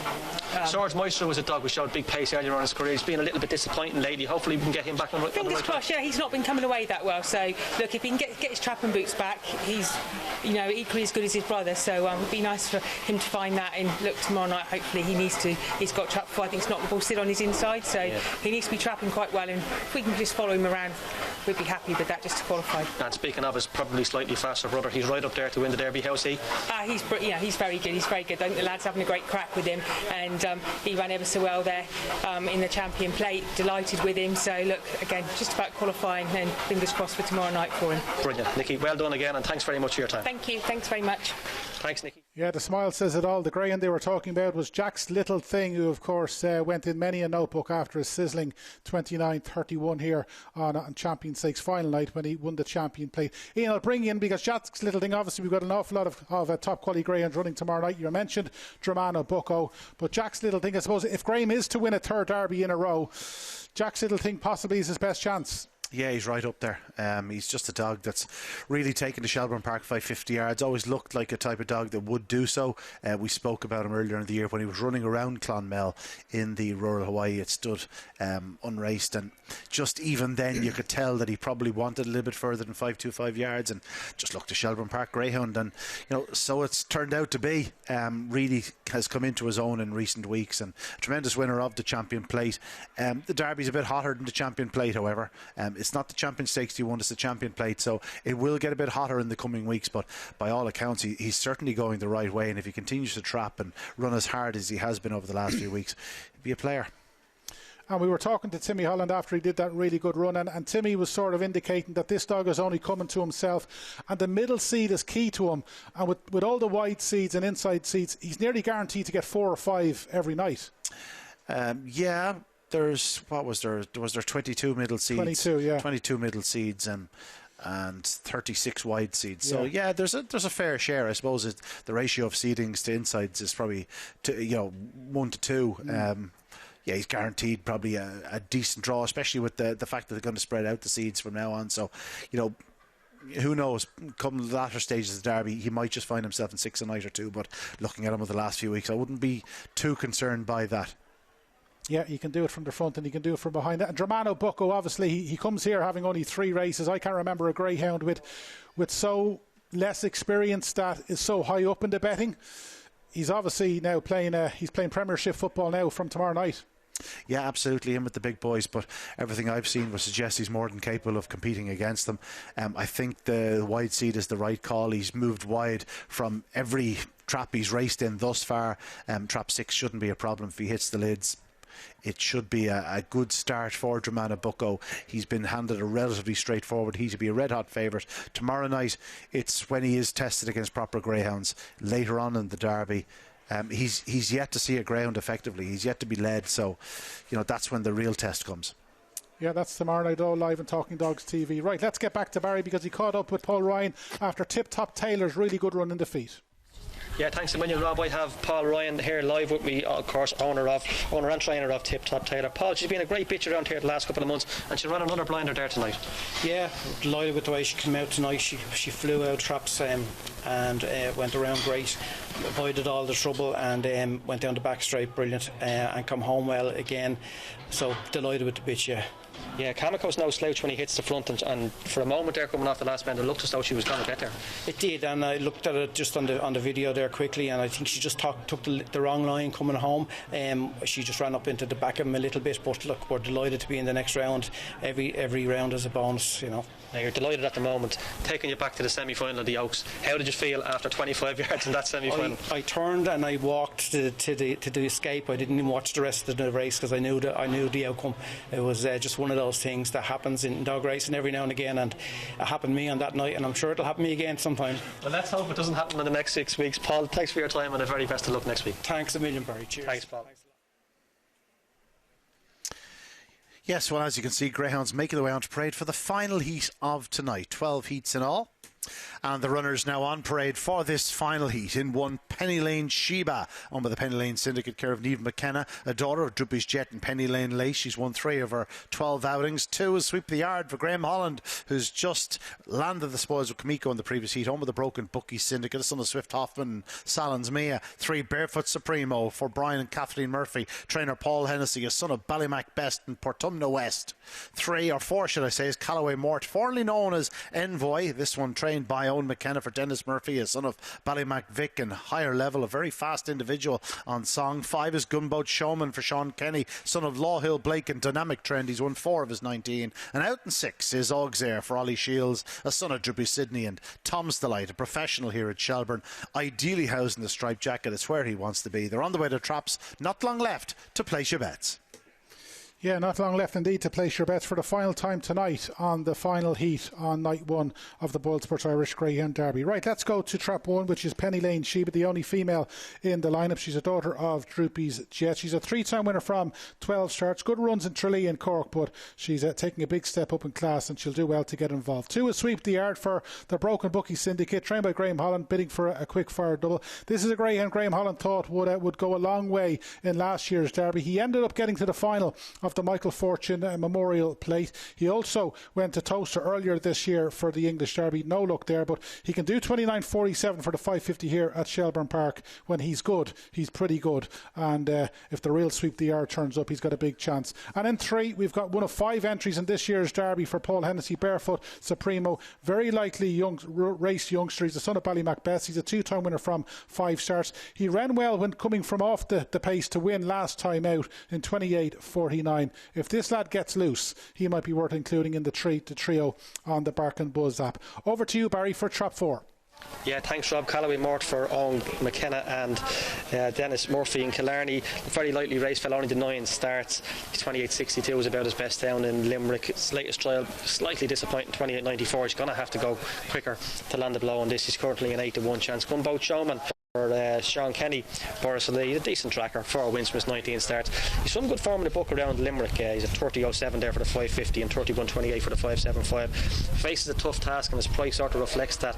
Robbie's 16-1. And out in 6 we have your favourite Auxerre. I think Ian Fortune might have put this one up as his next best, and I know a couple of good judges around here. Dylan Fitzsimon's a good judge on Twitter, was on to me last night, and he said this was his bet of the night, Auxerre. He was beaten favourite in the Tipperary Cup last Sunday, was running well down there. He's shown some huge pace around here before. I think we were on TV and he beat Beach Avenue in a 5.75 around here fair and square. I think Beach Avenue went down the backside about 3 lengths behind him that night, and he held them all the way to the line, so he's going to be the one for me in this race, Auxerre. Just a quick show of betting. Auxerre 6-4, it's 2-1 Sweep the Yard, 4-1 Penny Lane Shiva, and a 6-1 Bardo's 3. So I'm going to go for Trap 6 Auxerre. All in for the final heat of the night here at Shelbourne Park. E12, the BoyleSports Derby. In 1, Penny Lane Sheba. 2, Sweep the Yard. 3, Barefoot Supremo. 4, Callaway Mort. 5, Gunboat Showman. And out in 6 is Auxerre. The hare coming up behind Traps. Racing, good start by Trap 4 up the middle. Callaway Mort, 1 up the inside. Penny Lane Sheba, and it is Penny Lane Sheba that will lead them on the bend. From in second, 4 Callaway Mort, then comes 2 Sweep the Yard, but into the back, and it's Penny Lane Sheba on by 3 lengths to in second, 4 Callaway Mort, then comes 2 Sweep the Yard and 5 Gunboat Showman, but it's out front Penny Lane Sheba leading for the ladies, on by 5 lengths to in second, 4 Callaway Mort and 2 Sweep the Yard, who stays on but up front, and it is Penny Lane Sheba makes every inch of the running to score. In second, it looks like 2 Sweep the Yard and 5 Gunboat Showman, probably in a photo. The winning time 29.53. A fine run by Penny Lane Sheba. Fine run indeed from Penny Lane Sheba, and I make that the 3rd fastest run of the night behind Explosive Boy and Ballymac Aerial. So it's last word for the ladies, and Penny Lane Sheba makes all. We'll take it up again. She gets a flyer from Trap Run. Remember, she was making her Shelbourne Park debut. She led Callaway and Mort around the opening 2 bends. At this stage, Auxerre hasn't lifted a leg in the early stages, and Barefoot Supremo hasn't got into it either, and I don't think either have managed to qualify. Auxerre certainly hasn't, but at the 3rd bend, and it was still all about Penny Lane Sheba. If anything, she's going further clear. She must be 6 clear off the final bend from Sweep the Yard and Callaway Mort, and she's absolutely routed them in the final race of the night for the Penny Lane Syndicate and Niamh McKenna. Not many of us knew much about her heading into tonight's heat, but we know plenty about her now, and she has booked her place in the next round in emphatic fashion. Ian, she was out and gone, and she certainly made her name tonight. Yeah, she certainly did. She has been a bitch there's been a bit of talk about in the past. She has a couple of good lines of form on her card, but tonight was, different gravy from her. She hit the lid, she went to the front, and at no point did she ever look really in threat. I thought Callaway Mort for a moment off the first bend might be a challenger, but he could never really shake off Sweep the Yard, and in the end Sweep the Yard came through to dispute second spot on the line. But it is Trap 1 Penny Lane Sheba. She just dominated from start to finish, a really professional display. It is tight enough for second spot, but there's no doubt about it, Penny Lane Sheba, if she continues to run like that over the next few weeks, well, she'll be there for a few rounds to come.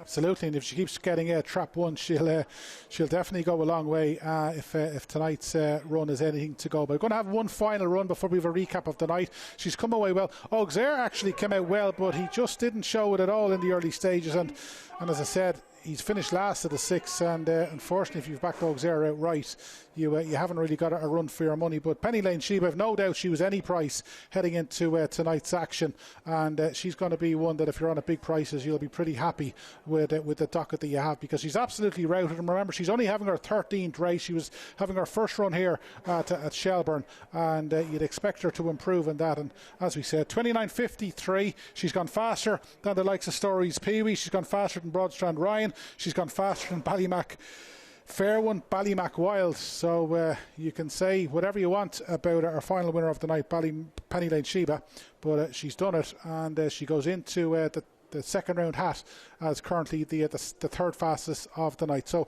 that's it, Ian. We've had 12 heats so far, 13 more to come. I suppose Explosive Boy, he'll get the headlines because he's the fastest of the night. We said it a bit earlier, not visually impressive, but everything else, he did it as most would expect. Well, it was visually impressive. He showed good early speed. He got to the front. He won well in the fastest time of the night. I think the headlines would probably go to Liam Dowling. He had a treble. In fairness to the man, he had the three Ballymac winners: Ballymac Wild, Ballymac Fair One, and of course Ballymac Aerial. Three very impressive winners, and he'll be skipping back down to Ballymac tonight. Happy with his evening's work and hoping for more of the same tomorrow night. But no, Explosive Boy did very little to shake him off the top of the betting lists. He'll be clear favourite still in the morning. Then depends what some of the big guns do tomorrow night, but have no fear at this stage. Explosive Boy will remain clear favourite for Derby success by Monday morning. Yeah, so let's get to Barry for the final interview of the night. Thanks a million, Rob. I'm joined by Ali O'Connor, connections of Penny Lane Sheba. Ali, I have to say, 29.54. That was a magnificent run when you see like Billy Stephen in 29.50. You must be delighted. Oh, I am, yeah. I suppose qualifying was the main thing, but I knew it was in her. She's a very nervous bitch, and things get to her in the night. So look, she done it tonight, and she ran very well. No, I'm very happy with her. She ran in that hot stake down in Cork to Shelley Fennelly behind Billy Stephen, turning traps the last time. I was watching her behind it. All right, like I stayed with a while there, but she's been, I suppose, a bit. Like I said, she's very nervous and she gets worked up, and she's mad on her game and everything. But it's just everything around her. Like the 12th place was probably a bit of a worry for you being in the kennels for that long. Where she's grand like that. Like she's grand like, but it's just everything around, the excitement and everything gets her. Like, hopefully she'll keep going the way she's going now.